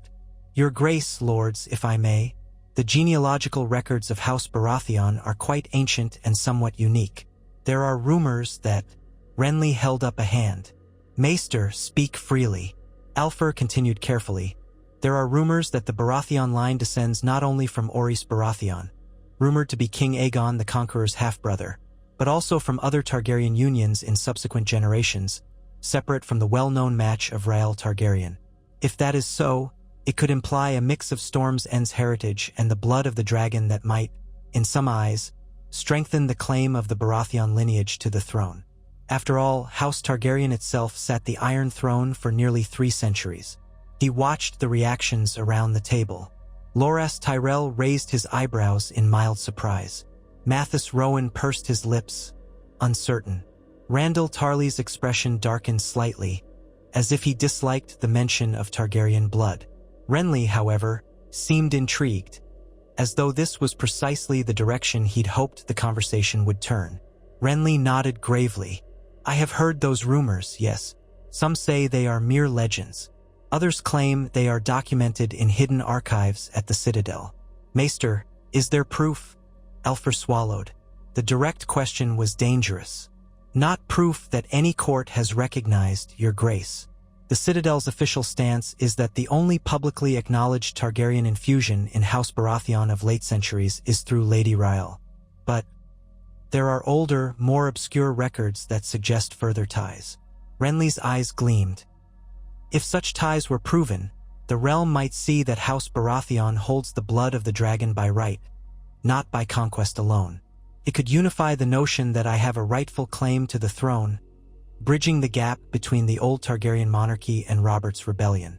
It might inspire some who remain nostalgic for the Targaryens to lend me their allegiance, while also keeping the Baratheon loyalties intact. Tarly snorted. Or it might enrage the memory of the rebellion, given that Robert fought to cast down the Targaryens. Many lords despise the Dragon Kings. Why flaunt that connection now? Renly spread his hands in a conciliatory gesture. I'm not saying we flaunt it to the masses, Lord Tarly, but if certain key lords, especially in the Crownlands or Stormlands, question my legitimacy over Stannis's, it might tip the scales in my favor to suggest I also carry ancient Targaryen blood. Particularly if, heaven forbid, the exiled Targaryen girl tries to land an army in Westeros. If the realm sees that House Baratheon also has a dragon spark, it might dissuade them from rallying to her. Alfer could barely contain his discomfort. He had spent so long trying to hide these documents, and now Renly proposed using the rumor as a tool in his dynastic chess game. It was precisely the scenario Alfer had dreaded.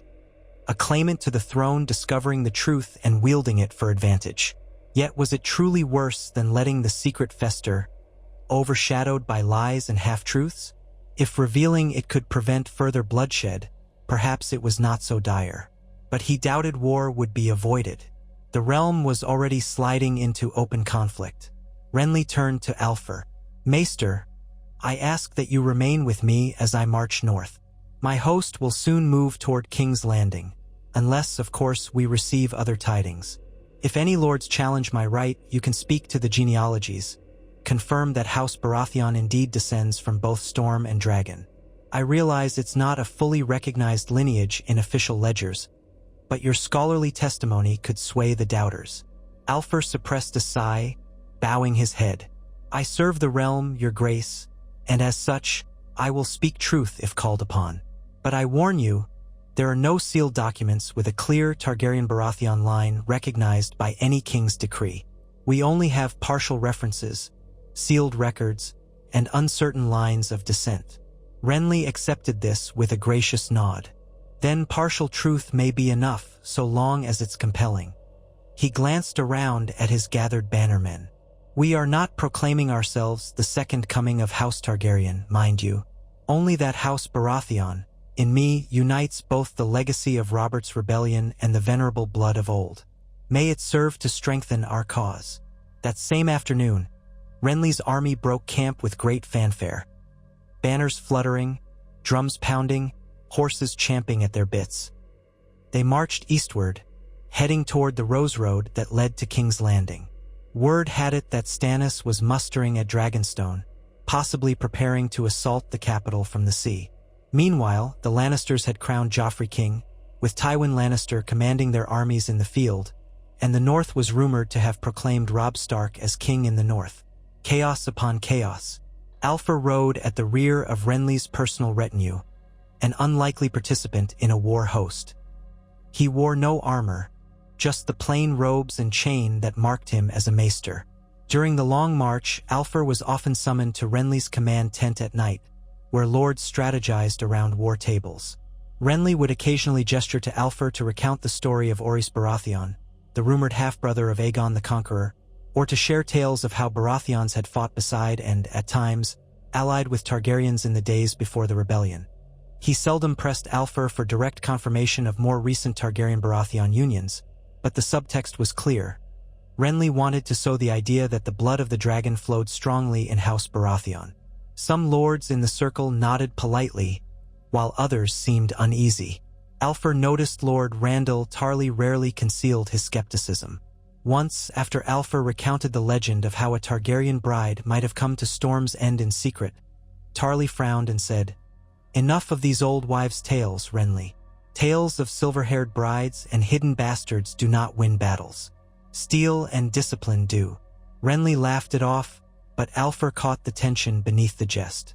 Not everyone was so easily swayed by genealogical fancy. And so the army continued, crossing fertile meadows and slowing only to gather supplies from the local holdfasts. Along the way, they encountered smaller lords who swore fealty to Renly, receiving him with cheers and feasts. Yet beyond the outward display of support, Alfer sensed wariness. The realm had known the Targaryens for centuries. Some revered the old monarchy, others reviled it. Bringing the Targaryen name back into discourse while the Seven Kingdoms fractured was a precarious gamble. Late one night, Alfer wandered from his tent to clear his mind. The campsite was dimly lit by torches, with sentries patrolling the perimeter.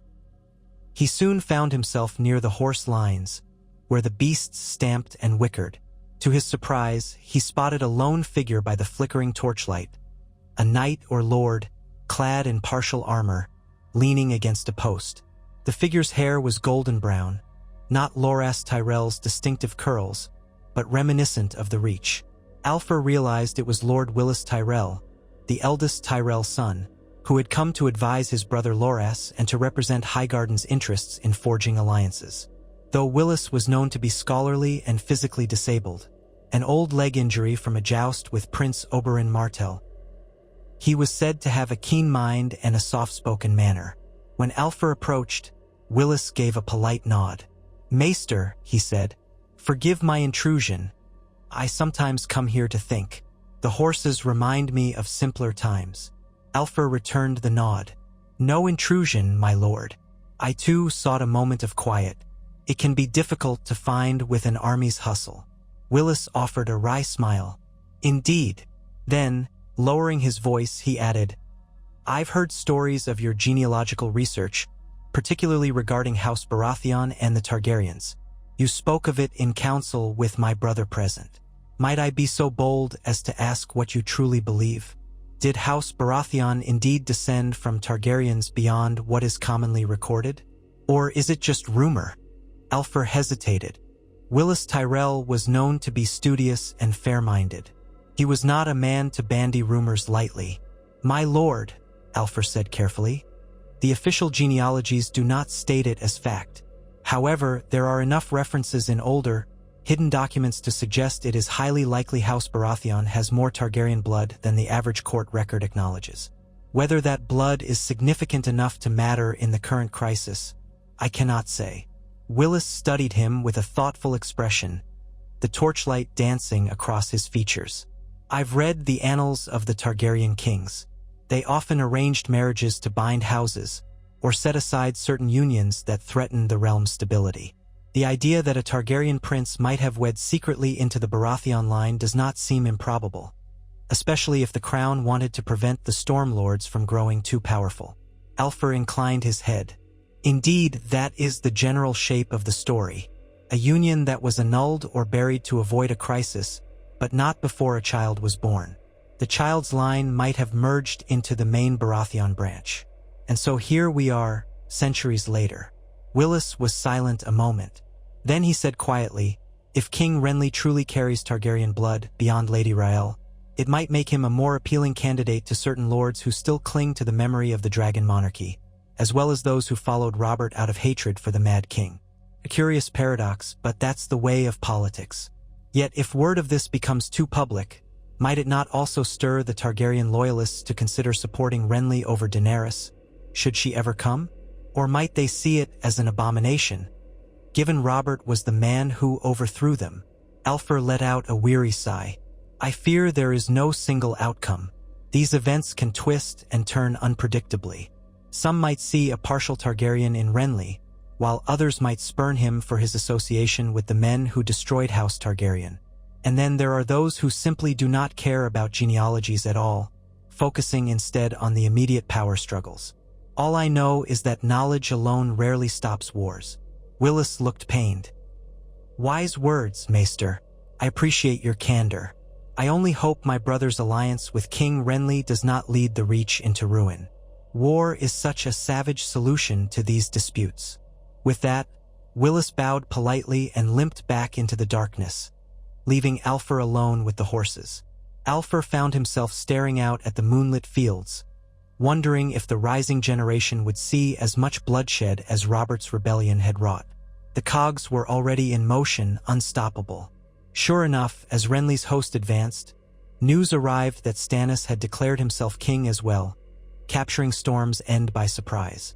Renly cursed and debated whether to turn his army south to reclaim the castle or continue on the march to King's Landing. A flurry of war councils ensued, tension spiking. Lords Rowan and Tarly urged caution, while the Tyrells pressed for an immediate move on the capital. Meanwhile, to the east, Daenerys Targaryen was rumored to have birthed dragons, a rumor so outlandish that many dismissed it as nonsense. Yet it circulated with the fervor of prophecy. Dragons reborn in the world, while the Seven Kingdoms splintered under multiple kings. In one council, Renly summoned Alfur again, this time with a smaller group of trusted advisors. The atmosphere was taut. Renly looked uncharacteristically grim. Stannis has seized our ancestral seat. He might hold it against me, believing himself the rightful king. Yet if I march on Storm's End, I lose the chance to strike King's Landing first. The Lannisters will have time to gather their forces and fortify the city. My hold on the throne could slip away before it begins. Loras Tyrell, steel in his voice, said, "We should crush Stannis swiftly. If your lord brother would hamper your claim, we remove him from the field. Then we can take King's Landing from a position of strength." Mathis Rowan frowned. Attacking Storm's End would lead to a prolonged siege. Stannis is cunning and stubborn. We might starve ourselves outside those walls. Renly tapped a gauntlet finger on the war table. So either we risk a direct confrontation with Stannis, or we risk letting the Lannisters tighten their grip. Meanwhile, I have men telling me that Daenerys Targaryen truly has hatched dragons across the sea. Impossible as that seems, it stirs old loyalties in some corners. My lords, we are at a crossroads.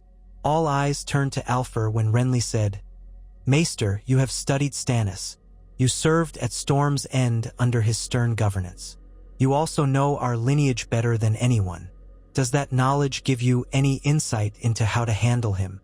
Alfur hesitated, aware that his answer might shape the course of the war. Stannis is a man of unwavering principle. He believes in the letter of the law. If he sees himself as the rightful heir by birth order, no argument of politics or genealogies will sway him. He is unlikely to yield. Your Grace might find no compromise that satisfies him, short of ceding the throne entirely. Renly grimaced. As I feared. So we either come to blows or we let him stand in my way indefinitely. This realm has no shortage of kings, it seems. One of the lords scowled. What if we used the notion of your Targaryen blood to claim an even older right than his by primogeniture? If you are recognized as having a partial link to the Targaryen line that once held the throne, perhaps that outranks Stannis' claim. Alfur noticed tension tighten in the corners of Renly's eyes. Indeed, that was an option, but it was a dangerous one. That might seem logical to some, Alfur said carefully, but others would say Targaryen claims died with the Mad King, or now rest only with Daenerys Targaryen. Proclaiming your own Targaryen tie might open a can of worms. Some might call you a pretender to the old line, overshadowing your direct claim as Robert's lawful brother. Renly pressed his lips together. Then, for the moment, it remains a rumor that we whisper in Lord's ears if it suits us. I will not proclaim it in open council. I will be king as Renly Baratheon or not at all. That decision was final. Renly parted the council, opting to break camp the next day to head toward Storm's End after all. He could not abide Stannis' hold on their seat. The nights that followed were rife with gloom and suspicion. Alfur felt the weight of the secret pressing on him. Now it served as an intangible tool to be deployed or concealed as strategy demanded. He often found himself missing the quiet routine of Storm's End or even the Citadel. But the wheel of war turned, and he had no choice but to follow. At dawn, the host advanced, thunderous with cavalry and foot soldiers. They approached a wide plain near the coast, intending to come within sight of Storm's End. Scouting reports suggested Stannis's forces were entrenched outside the walls, having forced the castle to yield with an inside man's treachery. The stage was set for a battle that might decide which Baratheon brother would claim the next step toward kingship. Yet fate had other plans. On a mist-shrouded evening, as Renly's camp lay between a series of rolling hills, a shadow slipped into the royal pavilion. What transpired within was the subject of hushed terror. Some swore they saw a living darkness with the shape of a man. Others heard only Renly's startled cry. By the time the guards burst in, they found Renly Baratheon dead, his throat slit by an unseen blade. Loras Tyrell howled in agony. Chaos erupted in the camp, knights and soldiers shouting accusations. Stannis was blamed immediately, though none could say how he had wrought such sorcery. Alfur had been asleep in a smaller tent nearby. He awoke to frantic shouting and rushed outside, finding the entire camp in disarray. Soldiers were deserting, Tyrell bannermen were clamoring for answers, and Loras Tyrell, grief-stricken, led the remnants of his house away at dawn. The dream of Renly's kingship ended in a single night, with many lords scattering to join other factions or return to their holds in confusion. In the aftermath, Alfur stood near Renly's fallen body, which had been placed on a bier. The once hopeful king's face was pallid, eyes frozen in surprise. That bright smile was forever gone. Standing there, Alfur could not help but think of the hidden Targaryen blood. Storm and Dragon. Renly had tried to unite them, or at least use them, and now he lay dead, undone by the cruelty of war or the machinations of shadowy forces. Lord Mathis Rowan gently placed a cloak over the body. "We must depart quickly, Maester. This camp is dissolving. Some are fleeing to join King Joffrey, others to Stannis. We Tyrell loyalists will rally under Mace Tyrell at Highgarden. Where will you go?" For a moment, Alfur felt utterly lost. He had served Robert, then labored under the knowledge of Targaryen ancestry. He had come to assist Renly. Now Renly was dead, and the war raged on. Should he seek out Stannis, the only surviving Baratheon brother in open claim to the throne? Or return to the Citadel? Or attempt to rejoin Storm's End, if it was even accessible? In the end, he answered quietly, "I will go where I might cause the least harm, perhaps to the Citadel. My duty is to knowledge, not to war." Rowan nodded wearily. "Safe travels, then. May the gods protect you." Alfur gathered what few possessions he had, including the notes and personal references he always carried. The memory of Renly's optimism haunted him. He remembered the young lord's excitement at the notion that the Baratheons had a hidden link to the Targaryens, how he thought it might strengthen his cause. In the end, the truth had not mattered. A blade in the night had decided everything. Such was the way of power in Westeros. But the secret lived on as secrets do. The realm was convulsing in the War of the Five Kings.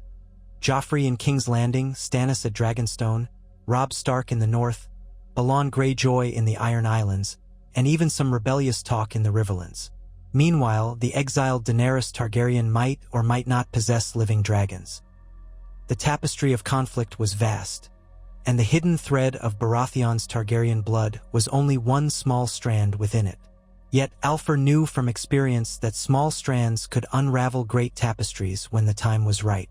So he rode away from Bitterbridge, his heart heavy, accompanied by a meager escort of soldiers who had likewise lost their purpose with Renly's demise. They traveled south, seeking the safety of Old Town once more. In battered inns along the road, they heard fresh rumors daily. That Stannis had lost a great sea battle at the Blackwater, that Joffrey's men had held King's Landing, that Tywin Lannister was crushing resistance in the west, and that the Tyrells had allied with the Lannisters in a shocking turn. Margaery Tyrell was to be betrothed to Joffrey. Alfur could scarcely keep track of the shifting alliances. The web was too vast. But nowhere in those tavern whispers did he hear mention of Baratheon's Targaryen blood. With Renly gone, that piece of the puzzle seemed to fade into the background, overshadowed by battles, marriages, and the question of immediate survival. Alfur told himself it was just as well. The realm had enough chaos without adding that explosive tidbit. Perhaps one day, historians would unearth it anew, when the dust of war had settled and cooler heads could reflect on the irony that the dynasty that slew the Targaryens might themselves have carried the blood of the dragon. At the Citadel, life continued at a measured pace despite the war. The maesters studied, novices scurried, and ravens flew in and out with news of fresh horrors. The Red Wedding, the savage warfare in the Westerlands, the spread of disease in the camps. Alfur rejoined Cleora and Toribald, providing them with a full account of Renly's final days. Toribald shook his head in sorrow. Cleora listened gravely, then said, "For all his flaws, Renly might have made a decent king, one who at least tried to unite people. The realm will miss that optimism." In time, the shock of Renly's death faded into the wider storm of the war. Alfur found himself once more drifting into scholarly tasks, verifying shipping ledgers, assisting novices in their lessons, and quietly updating genealogical charts when new births and deaths were reported. Each day, he wondered if the secret might again be stirred to the surface, if Stannis would lay claim to it, or if some unscrupulous lord would brandish it as a weapon. But such rumors remained subdued. Stannis's cause hinged on the law of primogeniture, not on Targaryen blood. He would reject any notion that overshadowed his rightful claim. Meanwhile, Joffrey's supporters would never want to add legitimacy to a Baratheon line that threatened the Boy King. Daenerys Targaryen was still half a world away, forging her own destiny among foreign cities. Thus, ironically, the secret endured in darkness. The War of the Five Kings raged on for a time, and the people of Westeros suffered. Alfur did what little he could to ease their burden through knowledge, teaching young maesters how to tend the wounded, how to ration supplies, how to keep archives of casualties for some future reckoning. The question of Targaryen and Baratheon ancestry seemed almost trivial in the face of so much bloodshed. Yet Alfur never forgot. Late at night, when the Citadel's corridors fell silent, he would descend to the secured vault, escorted by a novice with a key. There, he would open a small chest and look upon the old letters, the battered ledger, and the partial genealogies. The images rose in his mind. Robert with his boisterous laugh, hunting a white hart. Stannis with his hard, unyielding stare. Renly with his bright smile, eager to be loved.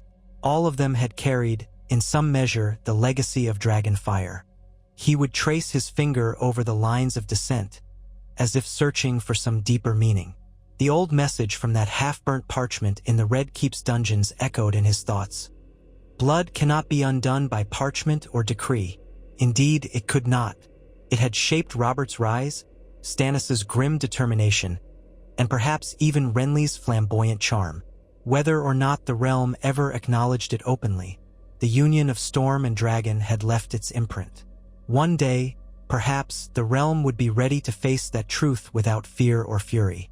For now, it lay dormant, overshadowed by immediate battles and political upheaval. Alfur, older and wearier, felt a measure of quiet relief that at least no fresh war would spark from the knowledge he had helped unearth. He had played his role, for better or worse, weaving the hidden tapestry of House Baratheon's heritage. And so time passed. The war continued to shift. Eventually, King Joffrey died in suspicious circumstances, and Tommen Baratheon, another child of Cersei and Jaime Lannister, sat the throne as a figurehead under Tywin's direction, then under Cersei's. Far to the east, Daenerys Targaryen rose in power, capturing cities and freeing slaves. Rumors grew that she commanded 3 living dragons. Westeros itself groaned under new threats, from the Ironborn to the wildlings beyond the wall. Many forgot Robert's line or saw it as a memory of a bygone era. But in the annals of the Citadel, hidden away in a nondescript vault, the story remained. Those who studied such genealogies might one day stumble across the references, the slight but irrefutable evidence that House Baratheon had carried Targaryen blood more recently than the world believed. Perhaps it would matter to a future generation of scholars, or perhaps it would drift into legend, overshadowed by the next cataclysm. Alfur, content with his solitary life, believed the knowledge was important, if only because all truths, however dangerous, deserved to be preserved for posterity. On a warm summer evening a few years after Renly's demise, Alfur stood in the citadel's open courtyard, watching the sun sink behind the high tower. He felt his age weighing on him. He had lived long enough to witness two Baratheon kings, Robert and Joffrey, and one self-styled king, Renly, as well as the short-lived rise of Stannis' cause. The name Baratheon still commanded power in some corners, but it was not the same. The lines of succession had changed, battered by betrayals and upheavals. "Maester Alfur," came a soft voice. He turned to see Cleora approaching. She bore a small pouch in one hand, its leather worn. "Yes, Archmaester," he replied. She extended the pouch. Inside were fragments of old genealogical notes, meticulously copied onto fresh parchment. "I've completed transcribing the clearest details of your findings, that future maesters may study them without risking the original documents. I wanted you to have a copy as well, a legacy of sorts." Alfur's heart clenched with gratitude and melancholy. He accepted the pouch, cradling it as one might a newborn. "Thank you," he said, "though I suspect few will have the appetite for such knowledge, given the realm's scars." Cleora inclined her head. "Perhaps not soon, but one day, someone may look back and wonder how the lines truly blended. And they'll find your work waiting. It's a gift to history, Alfur, even if men seldom appreciate the truth in their own lifetimes." They stood a moment in silence, listening to the distant cry of gulls along the harbor. Then she left him to his thoughts. Alfur gazed at the reddening sky, feeling the warm breeze off the summer sea, that hidden thread of Targaryen blood in the Baratheon line. He had chased it from Storm's End to King's Landing, from the dungeons of the Red Keep to the vaults of the Citadel, from Robert's living roar to Renly's final breath. And still it endured, silent and unacknowledged, woven into the fate of Westeros. Perhaps that was enough. He remembered the first day he had held the secret in his hands, opening a mysterious scroll in the Tower of Storm's End, the note that read, "Find the truth in the Red Keep, among the hidden ledgers. The stag's crown may weigh heavier than he knows." A lifetime had passed since then.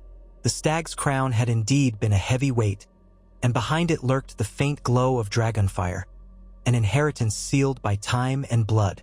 In the gathering twilight, Alfur allowed himself a small, sad smile. He whispered to no one in particular, "Some truths abide, no matter how men try to hide them."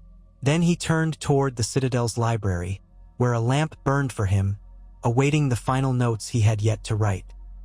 His footsteps echoed on the stone, each step carrying the quiet conviction of a man who had done his duty, not to any king, but to the realm's memory.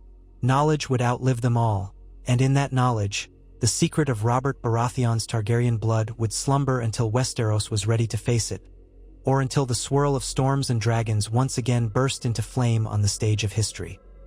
Maester Alfur's first inkling that fate had not yet finished with him came on a crisp autumn morning, 2 years after King Joffrey's death. The civil war, though waning in intensity, continued to fracture the Seven Kingdoms. Tommen Baratheon sat the Iron Throne in King's Landing under the vigilant eye of his mother, Cersei Lannister. Stannis Baratheon fought his lonely campaign from the north. The Tyrells bolstered their influence through Margaery's marriage to the boy King Tommen, and the threat of the Ironborn in the west had not abated. Meanwhile, rumors trickled endlessly from beyond the narrow sea of Daenerys Targaryen's growing power.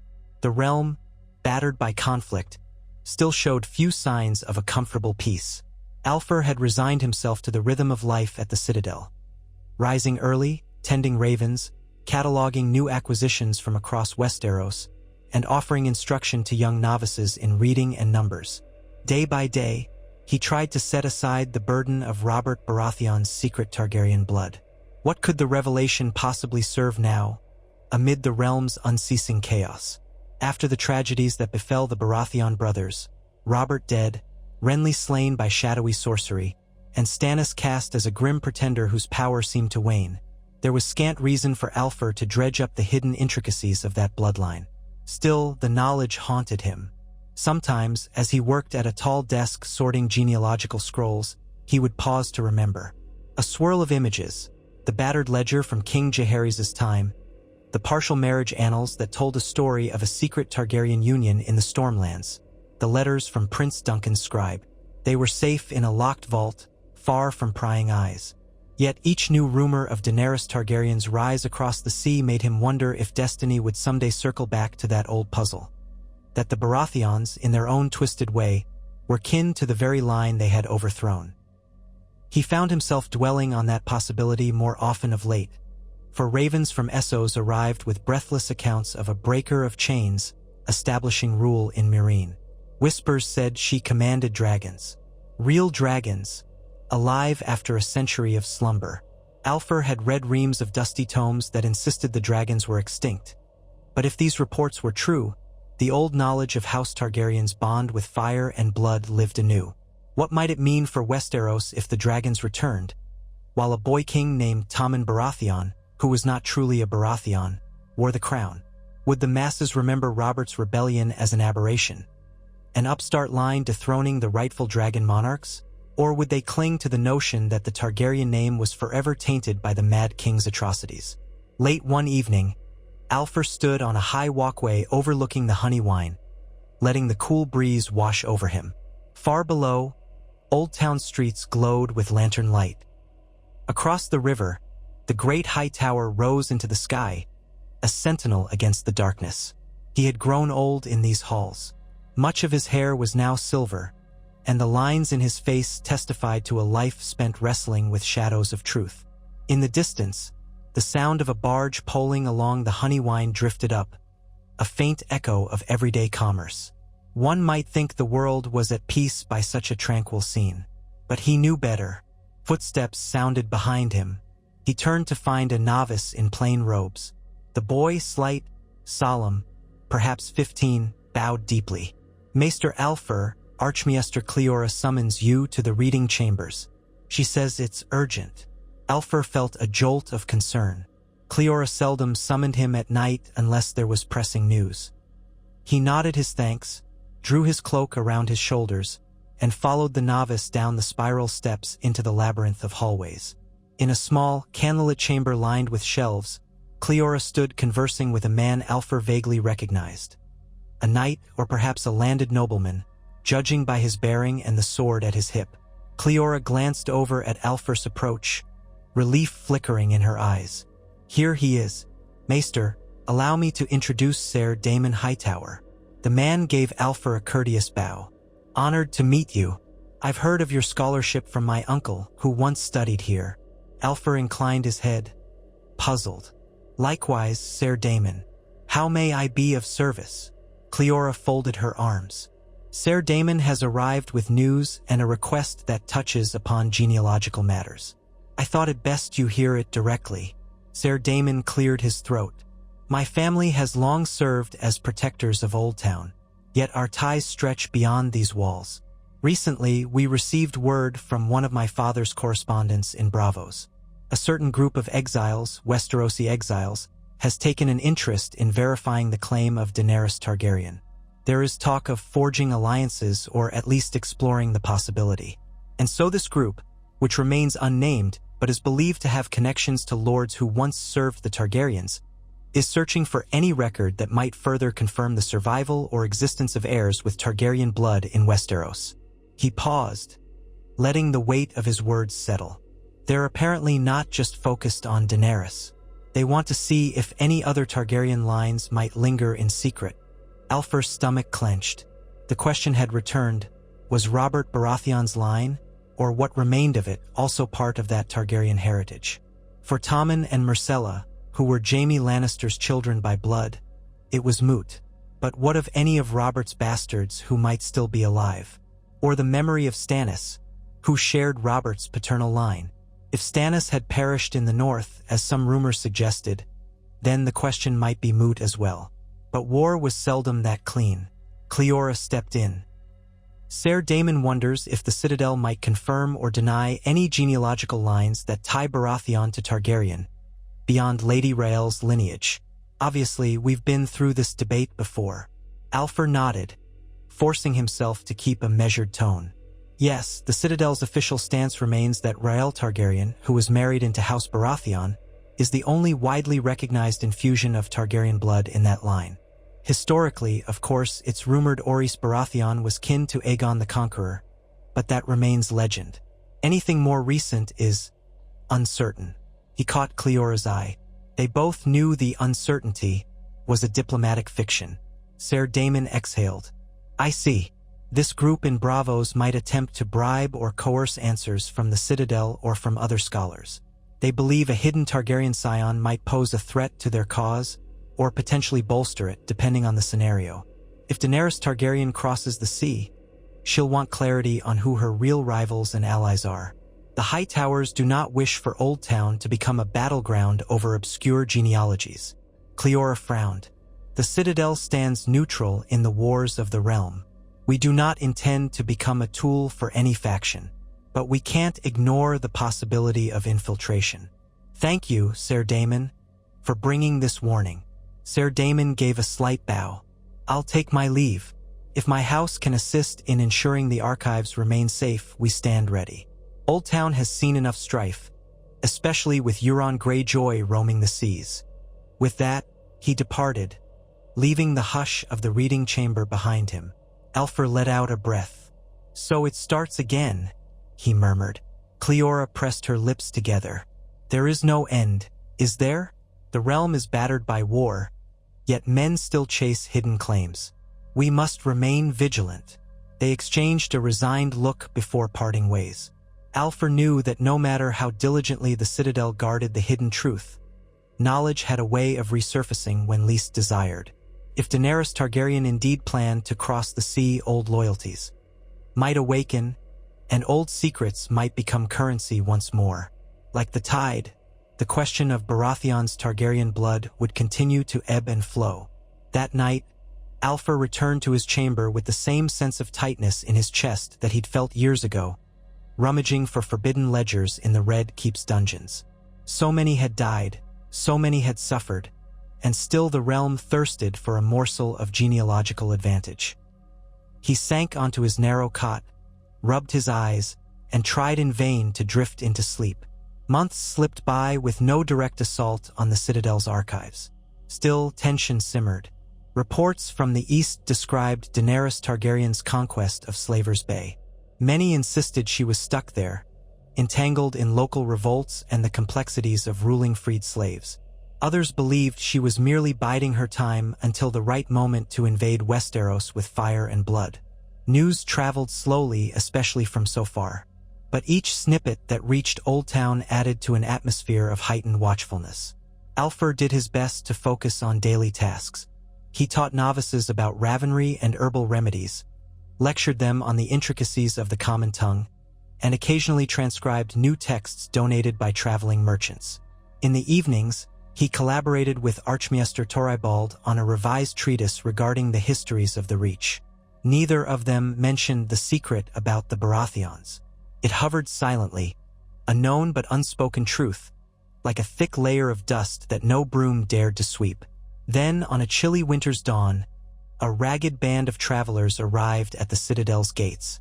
Word spread among the novices that among the new arrivals was a man of the Night's Watch and a youth from House Tarly. Alfer's ears perked at the mention of the Tarly name. He remembered Lord Randall Tarly from Renly's war councils. But that was years past, and Lord Tarly himself was rumored to have come to a grim end supporting the Lannisters or been captured by Daenerys Targaryen. Conflicting stories abounded.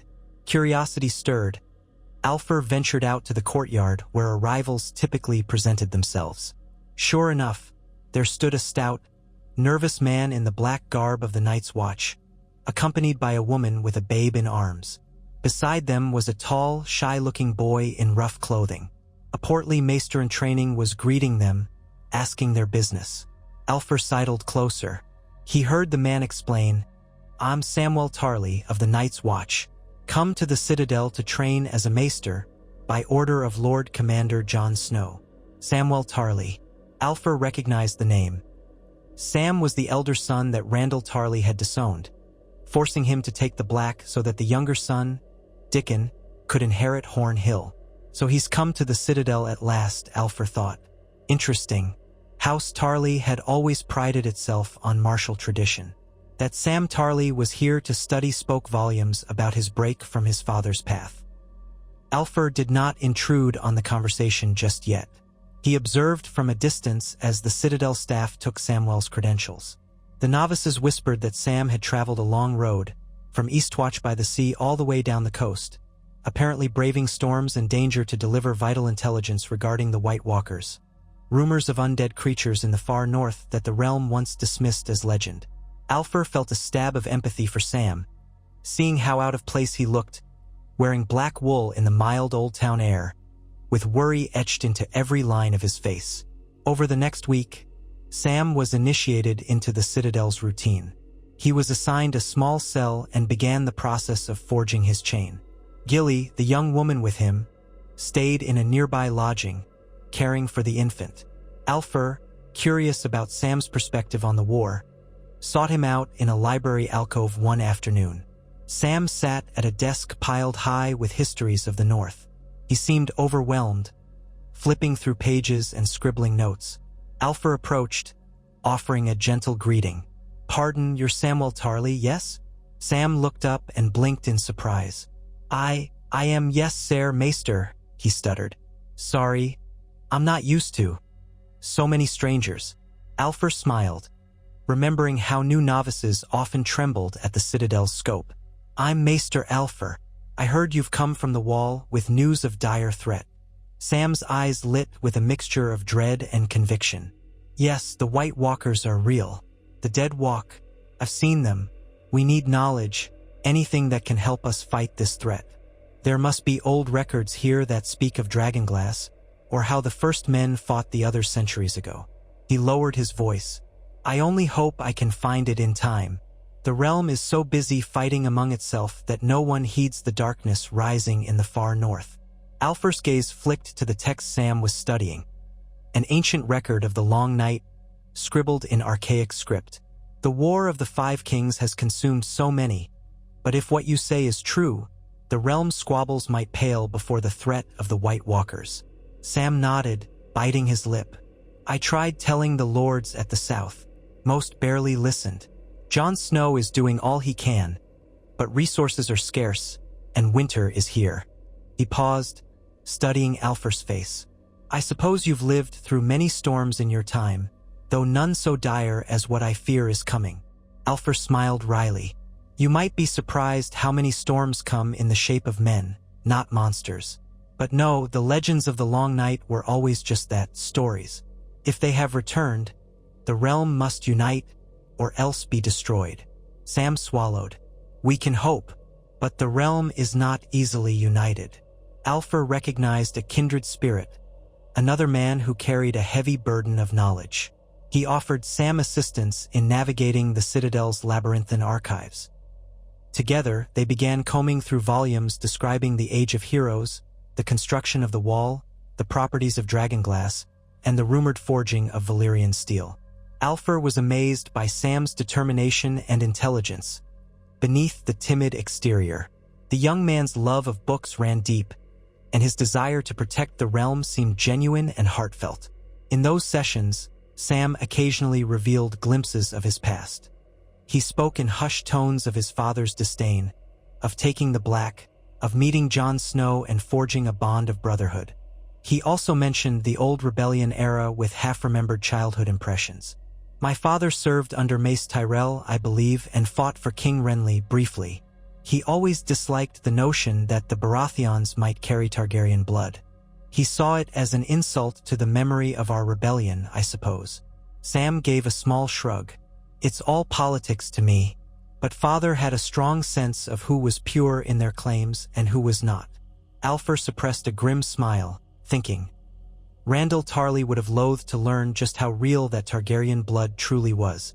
Instead, Alfur merely said, "Your father was a formidable commander, from what I recall."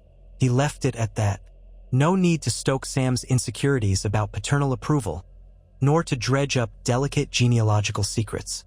As the weeks rolled on, Alfer found an unexpected companionship in Sam. Their focus was different.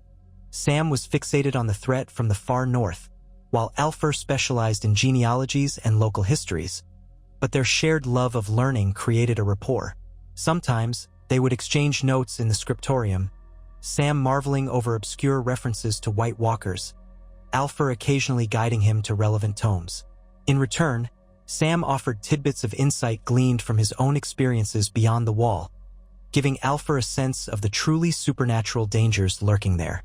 Meanwhile, ravens continued to arrive bearing news of Daenerys Targaryen's campaigns in Essos. She had apparently abandoned Meereen to sail west with a great fleet. The Citadel's birds brought conflicting accounts. Some said she was delayed by storms. Others insisted she was forging alliances with Dorne or House Tyrell. The name Daenerys Stormborn spread on every tongue, mingled with rumors of dragons grown large enough to set entire fleets ablaze. Alfer felt a chill each time he read these dispatches. If dragons truly soared again, what would become of the Seven Kingdoms? Fire and blood had reclaimed the stage. And that knowledge of secret Targaryen lines, would it matter if Daenerys arrived as a conqueror? The rightful Targaryen queen might regard any partial Baratheon line as an upstart threat or an interesting ally. But with Robert dead and Stannis presumably gone, some said he died in the north, though uncertain, who remained to represent that line? Could it be that some lost Baratheon bastard still lived, carrying the spark of dragon's blood unknowingly? One night, Alfer wrestled with these thoughts long past midnight. He lit a single candle in his cell and opened his personal copy of the genealogical fragments. There, in spidery ink, was the same reference he'd seen 1,000 times. Child of the Stormlands Union, hair touched by silver at birth. Did that line of descent survive into the generation of Robert's bastards? Gendry was rumored to be a surviving bastard, but from what Alfer had heard, Gendry possessed the black hair typical of House Baratheon. Yet so had Orys Baratheon centuries ago, despite the rumored Targaryen link. The black hair often prevailed in that house's lineage. There was no telling. As he dozed off, candle guttering, Alfer thought of Sam Tarly's mission. A part of him wondered if he should unburden himself to Sam, reveal that House Baratheon's lineage was more complicated than the official story. Yet what good would it do? The realm's peril lay in the White Walkers and the strife between great houses. Unless a Baratheon with a stronger Targaryen claim rose to unify men, the revelation would only sow confusion. It had never saved Robert or Renly, after all, and so Alfer remained silent. The winter deepened. Even in Old Town, the nights turned frosty. The Citadel's ravens labored more slowly in the frigid air. Alfer guided novices in the daily chores, bundling them in extra layers to tend the birds in the rookery. Sam Tarly continued his search for any scrap of knowledge about the White Walkers. Now and then, he asked Alfer about the dragons in the south, trying to piece together how Daenerys' arrival might intersect with the threat from the north. Alfer provided only cautious commentary, that if dragons truly had returned, they might be a weapon against the others. But such talk was entirely theoretical. Who could guess if the Dragon Queen would see it that way? One morning, a commotion in the courtyard drew Alfer out of the tower. A cluster of maesters and armed guards from House Hightower were intercepting a pair of strangers. Alfer glimpsed steel glinting beneath one stranger's cloak. Another brandished a staff with a curved blade at the end. Both wore weather-worn cloaks, their boots caked in mud, as though they'd traveled hard.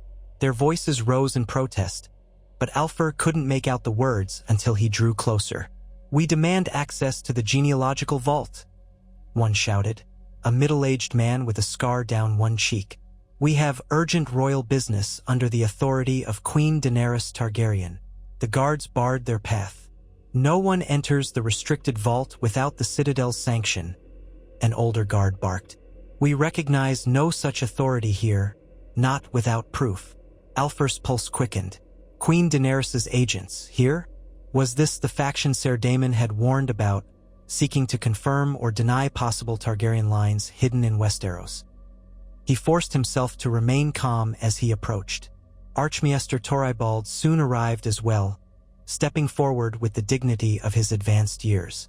"What is the meaning of this disturbance?"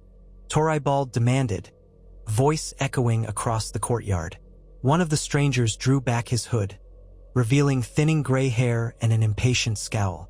"My name is Koja Emo, envoy from Meereen, now in service to Queen Daenerys Targaryen. We were dispatched to gather information from the Citadel. This war your lords wage is coming to a head. My queen will soon land on Westerosi soil, if she hasn't already. She demands answers about rival claims, particularly any lines of Targaryen blood that might be used against her. We have the means to pay for copies or references. We do not come as thieves." Toribald's thin lips tightened. "The Citadel stands neutral. We do not open our archives to every warlord or queen who demands it. If your queen arrives and summons a conclave, perhaps we will consider it. But for now, you have no standing to barge in." The envoy clenched his staff. "My queen is rightful by blood. We are not every warlord."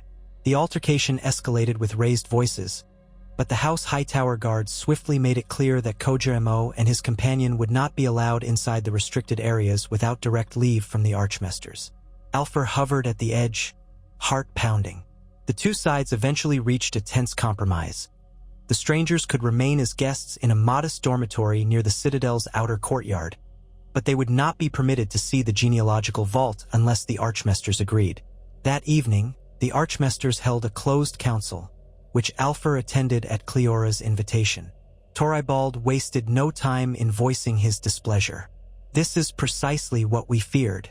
Queen Daenerys' people are scouring the land for any threat or asset that can be gleaned from old records. We cannot cave to such intimidation. We must preserve our neutrality. If we yield to them, we set a precedent that any claimant can walk in and rummage through our archives."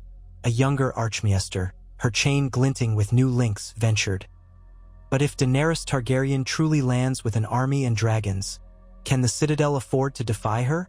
The realm might soon have to choose, or we might simply share innocuous genealogies like the publicly known lines that might placate them without revealing the deeper secrets." Cleora eyed Alfur thoughtfully. "Maester Alfur has the most direct knowledge of these rumored Targaryen Baratheon lineages. Perhaps he can prepare a curated set of documents for them, official genealogies only, nothing about the hidden union. Compromise. Then they have no cause for hostility, and we keep the truly dangerous material locked away." Alfur felt a tremor of foreboding. "I'll do as the council decides, but these men have come a long way. They might suspect we're hiding something if we hand them only the standard accounts. If they realize we're withholding, it could inflame them further." Toribald scowled. "The Citadel is under no obligation to share beyond the official record, and we cannot reveal the secret union we suspect. That knowledge would serve no purpose but to stoke further conflict. Let them suspect what they will. Better that than confirming it." After a lengthy discussion, the council decided that Alfur would meet with Koja Emo, providing him with official genealogical charts that showed House Targaryen's recognized lines, from Aegon the Conqueror down to Rhael Targaryen and her open marriage into House Baratheon. But Alfur was strictly forbidden from disclosing evidence of any hidden unions or more recent ties. The Citadel would maintain neutrality and avoid fueling further chaos. The next afternoon, Alfur prepared a collection of standard genealogical scrolls and arranged them on a table in a small reading room. Two House Hightower guards stood nearby, as well as a junior maester to witness. When Koja Emo arrived, he eyed the modest pile of scrolls with skepticism. His companion, a silent, broad-shouldered figure with a pock-scarred face, glowered in the corner, arms crossed. "Is that all?" Koja Emo asked, voice clipped. Alfur remained polite. "These are the official records tracing House Targaryen from its Valyrian origins to King Aerys II, along with recognized cadet branches that married into Westerosi houses, such as House Velaryon, House Celtigar, and, of course, House Baratheon through Princess Rhael. If your queen wishes to see them, you may copy what you need." Koja Emo pulled out a rolled parchment from his satchel, carefully comparing it to the Citadel's charts. Alfur noted that the envoy's parchment was surprisingly detailed, referencing Targaryen births and marriages over centuries. Koja Mo ran his finger down the lines of descent. I see mention here of Rhaelle Targaryen, yes, who became grandmother to Robert Baratheon.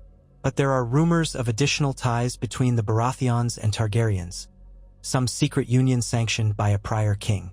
Why is that not in your records? Alfer feigned mild surprise. I've heard such rumors, but no official documentation supports them. Likely old stories repeated by small folk. Rhaelle Targaryen's marriage is the only recognized link. Koja Mo fixed him with a penetrating stare. Rumors often hold truth. My queen has heard that Robert Baratheon, the usurper, ironically carried more Targaryen blood than he ever admitted. If that is so, it might change how she perceives the Baratheon line. She might see them as traitors not just to the throne but to their own house. He tapped the table. If these claims are real, we want to know. The Citadel must have records beyond these standard genealogies. Something that was suppressed, perhaps. Alfer kept his expression neutral, though anxiety coiled within. Any records that were never ratified by a royal decree or recognized by the faith do not appear in the official genealogies.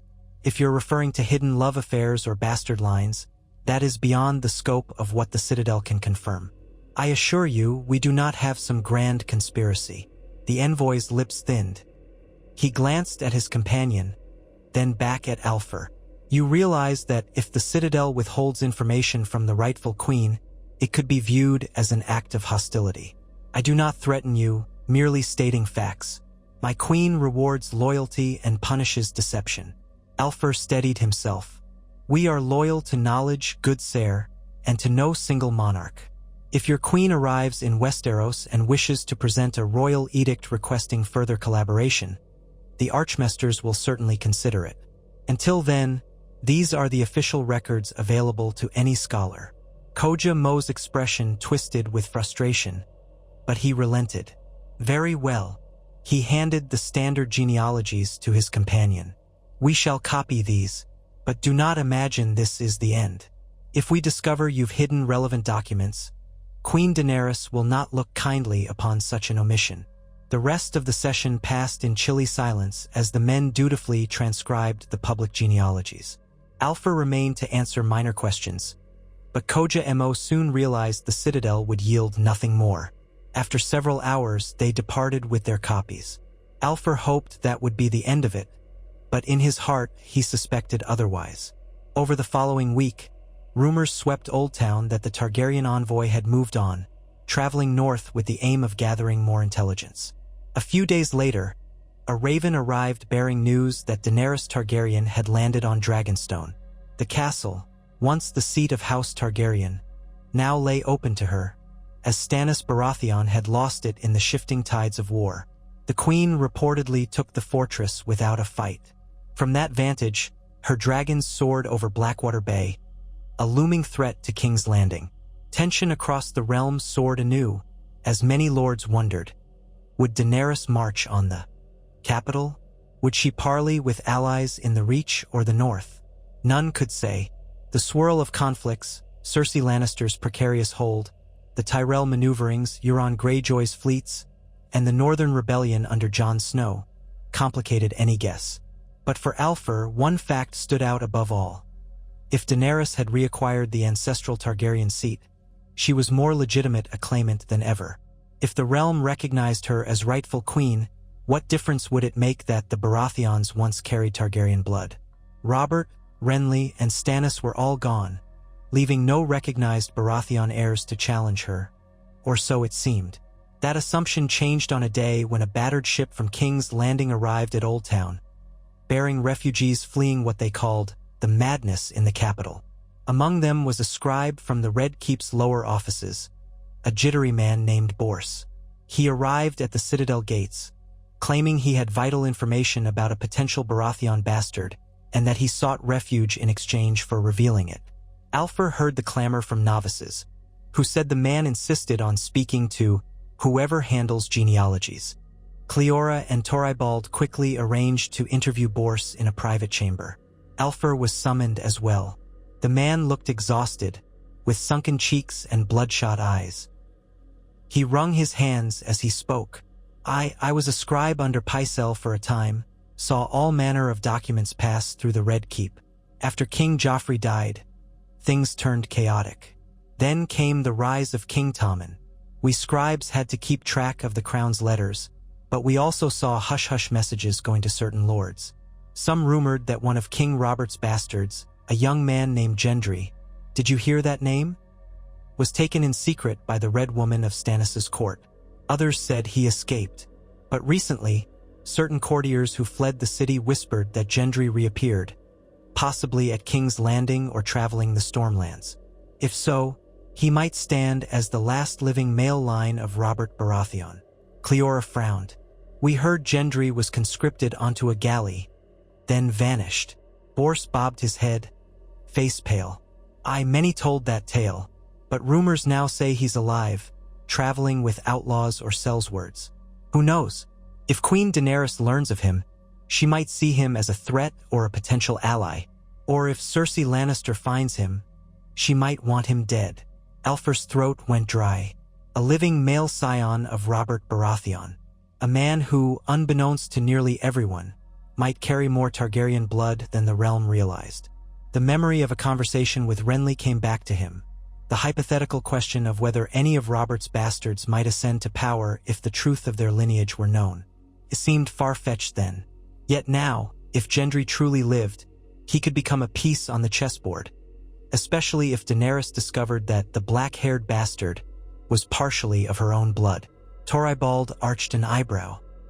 Even if Gendry is alive, bastards seldom have a strong claim. And with Robert's other recognized brothers gone, well, it's complicated. But do you have any tangible proof he's alive? Or is this rumor alone? Bors shrugged helplessly. No proof, but I saw messages referencing a blacksmith who had the Baratheon look. Tall, muscled, black hair. Some said he was last seen near the city. I bring this to you because the gold cloaks were rounding up any who spoke of Baratheon bastards. I fled to save my skin. Cleora and Torrybald exchanged a measured glance, then turned to Alfer, who stood silent. At length, Cleora asked, Maester Alfer, if Gendry truly is Robert's son, do you see any risk that someone might try to use our hidden genealogical records to strengthen his claim? Alfer's mind raced. It's possible, Archmaester. If certain factions realize Gendry isn't just Robert's get, but also carries older Targaryen blood from that hidden line, they might attempt to present him as a unifying figure, someone who merges the rebellion's legitimacy with the dragon's blood. Or, inversely, Daenerys might see him as a possible ally or rival. The realm's appetite for any advantage is endless. Torrybald leaned back in his seat, fingers steepled. We are on the cusp of another potential upheaval. Daenerys Targaryen holds Dragonstone and, if rumor is correct, vast armies. Queen Cersei sits on the Iron Throne in King's Landing, having claimed power after the death of her children. The North is in rebellion, led by King in the North Jon Snow. And here we stand, with a rumor of a possible Baratheon bastard who might further complicate claims. The Citadel cannot risk publicly acknowledging any deeper Targaryen thread in that bastard's blood. We have enough wars. Cleora nodded. Indeed, we will keep watch, but we won't intervene. Let us remain consistent. We neither confirm nor deny more than the official genealogies. We offer the truth to no one, lest we spark more violence. With that, the meeting ended. Bors was granted temporary shelter at the Citadel, though the Archmaesters doubted his rumor would have immediate consequences. Nevertheless, Alfer felt uneasy. The puzzle pieces were all in flux. Daenerys, newly arrived in Westeros, Gendry, a potential Baratheon heir, and the unstoppable approach of winter with the White Walker threat. Any one of these might converge in unexpected ways, and if someone found a chance to brandish the truth of Baratheon's deeper Targaryen blood, it might add a new dimension to the chaos. In the weeks that followed, news from Dragonstone revealed that Daenerys had formed an alliance with the North's King Jon Snow, seeking to stand united against the White Walkers after all. Whispers spoke of an expedition beyond the Wall, of a harrowing mission to capture an undead White as proof of the threat. Then came word that a truce was brokered in King's Landing among Daenerys, Cersei, and Jon Snow, but with little trust on any side. The realm teetered on a razor's edge, awaiting the final storm of war or the ultimate arrival of the army of the dead. Amid these developments, Sam Tarly prepared to leave the citadel. He had grown disillusioned with the Archmaster's reluctance to act on the White Walker threat. Sam confided in Alfur one chilly evening, as they walked along the citadel's outer walls. "My duty is to the realm, not to hide here while the dead rise in the north. I found some references to dragonglass on Dragonstone. That might help Jon.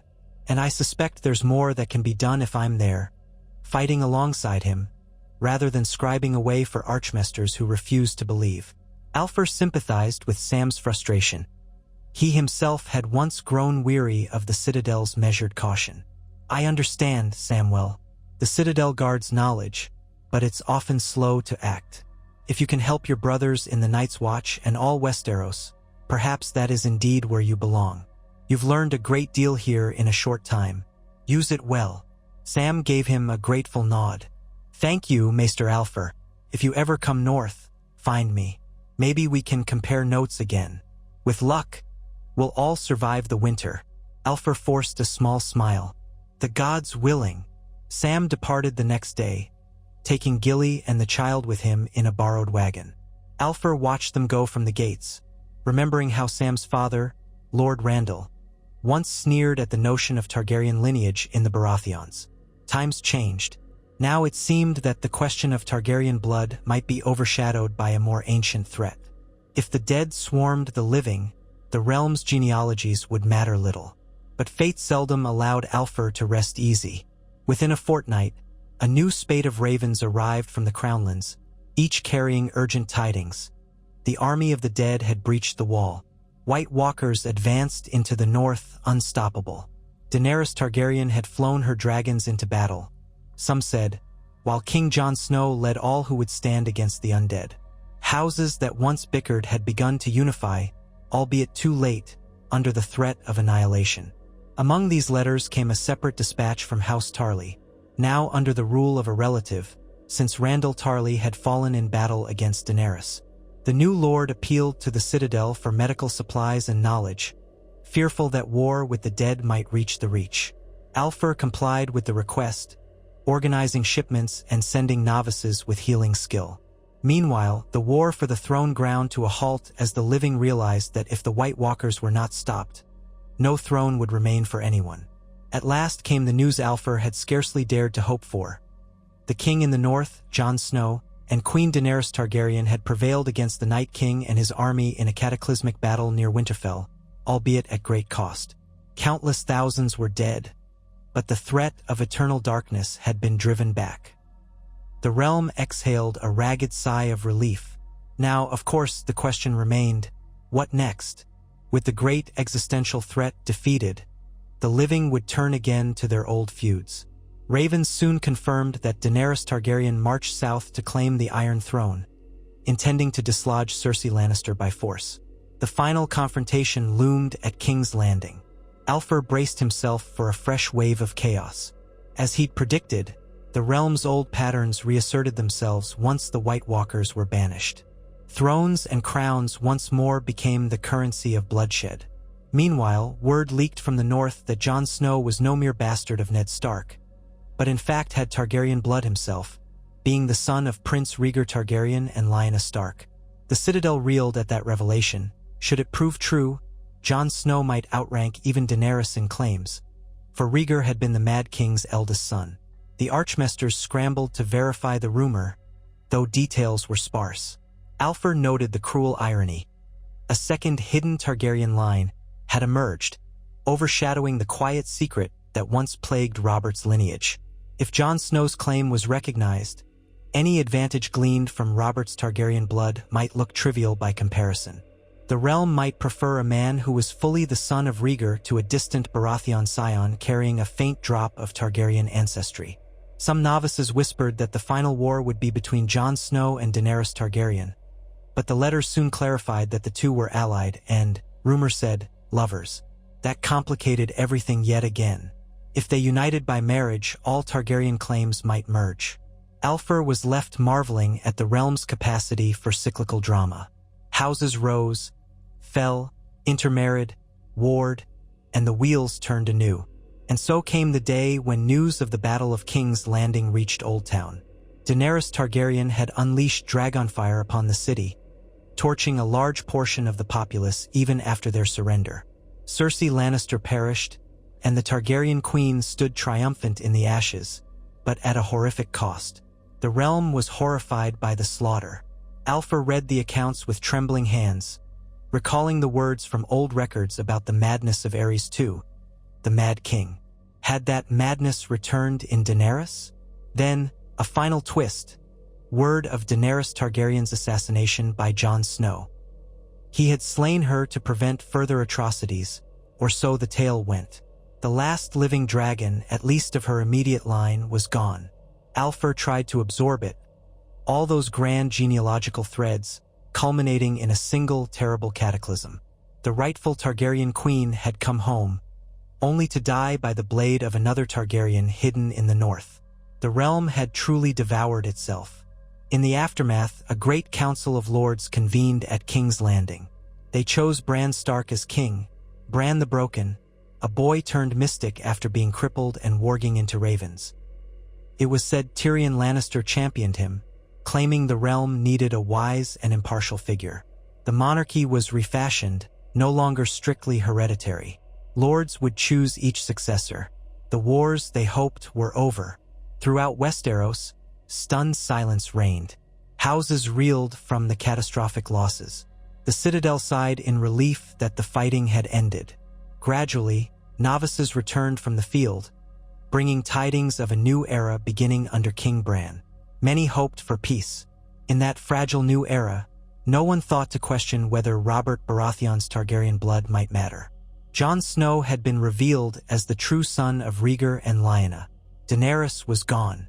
Gendry, Robert's bastard, had fought for Daenerys and been legitimized briefly as Gendry Baratheon, forging some ephemeral claim as Lord of the Stormlands. But with the monarchy shifting away from strict heredity, Gendry's potential Targaryen tie was meaningless. The realm had chosen a different path altogether. Yet, in the Citadel's vault, the old documents remained. The battered ledger, the half-burnt page from the Red Keep, the letters from Prince Duncan's scribe. Maester Alfer, now well into his twilight years, understood the cyclical nature of history better than ever. The realm had lurched from crisis to crisis, finally installing a Stark king on an elective throne. The Targaryens were seemingly spent, undone by madness and heartbreak. Robert's line was scattered, overshadowed by new orders and alliances. Perhaps it was best that the secret remain forever hidden, lost in dust. Even so, Alfer could not entirely forget. A day came when Gendry Baratheon, newly titled Lord of Storm's End, dispatched a letter to the Citadel, requesting a thorough record of House Baratheon's history for the archives at Storm's End. The letter was polite, praising the Citadel's scholarship. Alfer was tasked with preparing the official documents. As he sorted through genealogies for copying, he paused over the battered ledger that revealed the hidden union. He stared at the lines that showed a Baratheon child born of Targaryen blood, centuries past.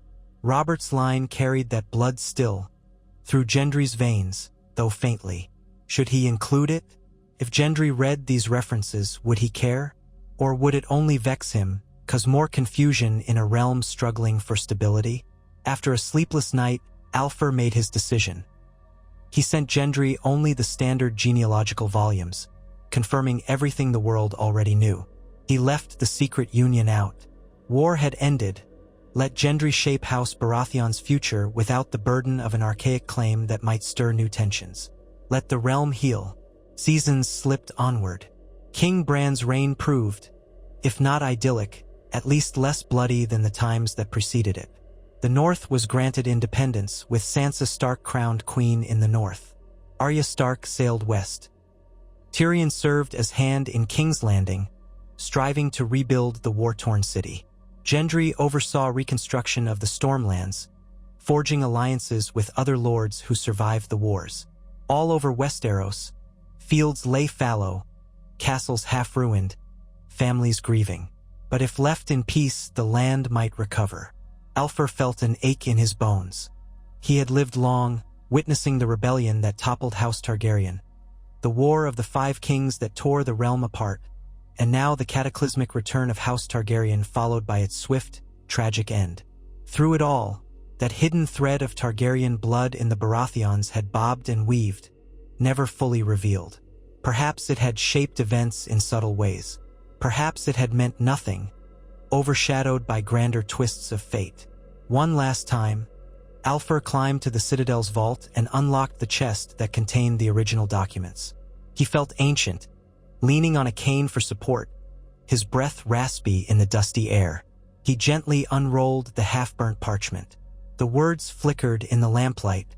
Though the crown wishes this union erased, blood cannot be undone by parchment or decree. The seed is sown in the storm's lineage. Should the day come that the dragon rises again, the realm may face a storm greater than any before. He read it twice, letting the old prophecy wash over him. In a sense, the storm had come and gone. Daenerys was that last fierce dragon who rose, only to be slain by her own kin. The Baratheons, with their faint Targaryen spark, had also flared and died out, or else transformed in Gendry into a new form that seemed content to simply exist in a realm at peace, with no grand illusions of monarchy. Indeed, the day of Targaryen might be kings had passed. And so, for the realm's sake, perhaps that was best. He placed the parchment back in the chest, securing it for future generations. The entire chest would remain sealed unless King Bran or a future authority demanded it. Alfur closed the lid with a gentle sigh. He had spent much of his life guarding this knowledge from opportunists and tyrants. Now, at the cusp of his final years, he saw that knowledge come full circle. It had become largely moot in a realm that had turned from hereditary succession to a more chosen monarchy. Yet it was not worthless. Knowledge itself was never worthless. One day, scholars might unearth these truths as a curious footnote to the tumultuous age of the dragons. They would marvel at the hidden tapestry of blood that bound House Baratheon to House Targaryen, while those same houses tore each other apart. In the following months, Alfur's health declined. He took to bed more often, racked by a persistent cough. Cleora visited him regularly, bringing herbal concoctions, but age would not be denied. Word spread among the Citadel's novices that Maester Alfur, once the guardian of old genealogical lore, was nearing his final turning. Each day, the novices came to hear his guidance or request last bits of wisdom. Sam Tarly, hearing the news, sent a raven from King's Landing, where he now served on the new small council under King Bran. His letter expressed gratitude for Alfur's earlier mentorship and enclosed a personal note. Though we parted ways, I never forgot your kindness, nor your knowledge. The realm is finding its footing again. Perhaps in time we can all learn from the past, both the truths we kept and those we feared. Fare you well, old friend. Alfur smiled at the letter. Sam Tarly had come a long way from the frightened novice who scoured the Citadel's shelves for secrets of the undead. Now he was a key advisor to the new king, shaping the realm's future. It was a hopeful sign.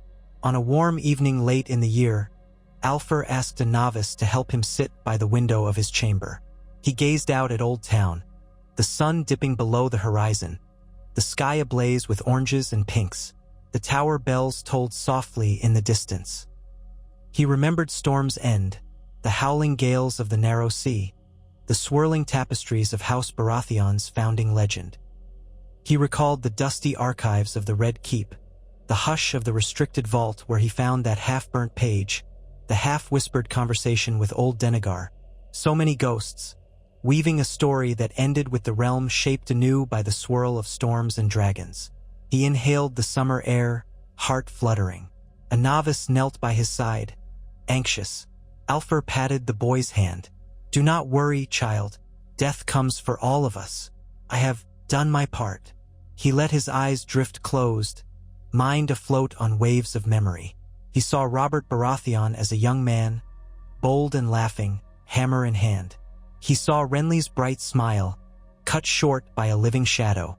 He saw the muster of knights as Stannis stood grimly in Storm's End. The realm's tragedies marched through his mind. Then, on the horizon of thought, came flickers of silver and red. Daenerys astride a dragon, flames devouring a city. Ghosts upon ghosts, Targaryen and Baratheon, dancing a dance that ended in ashes. Some truths abide, no matter how men try to hide them, he murmured, echoing the words he'd once spoken to himself. He could almost hear the surf pounding at the foot of Storm's End's mighty walls, the wind howling like a distant dragon's roar. The world beyond the window darkened. He felt the novice's gentle grip on his arm, heard his own breath rattle in his chest. In that final moment, he found a curious peace, knowing that the secret he had so long guarded had, in the end, spared the realm further strife. History would carry on, with or without the knowledge of Robert Baratheon's hidden Targaryen ancestry. But knowledge did not die even if men forgot it for a while. Buried in some vault or locked in a single battered chest, the truth remained. With that thought, Maester Alfer's eyes fell shut, and he slipped into a silence deeper than any vault. His final breath eased from his lips as the novice murmured a prayer to the Seven.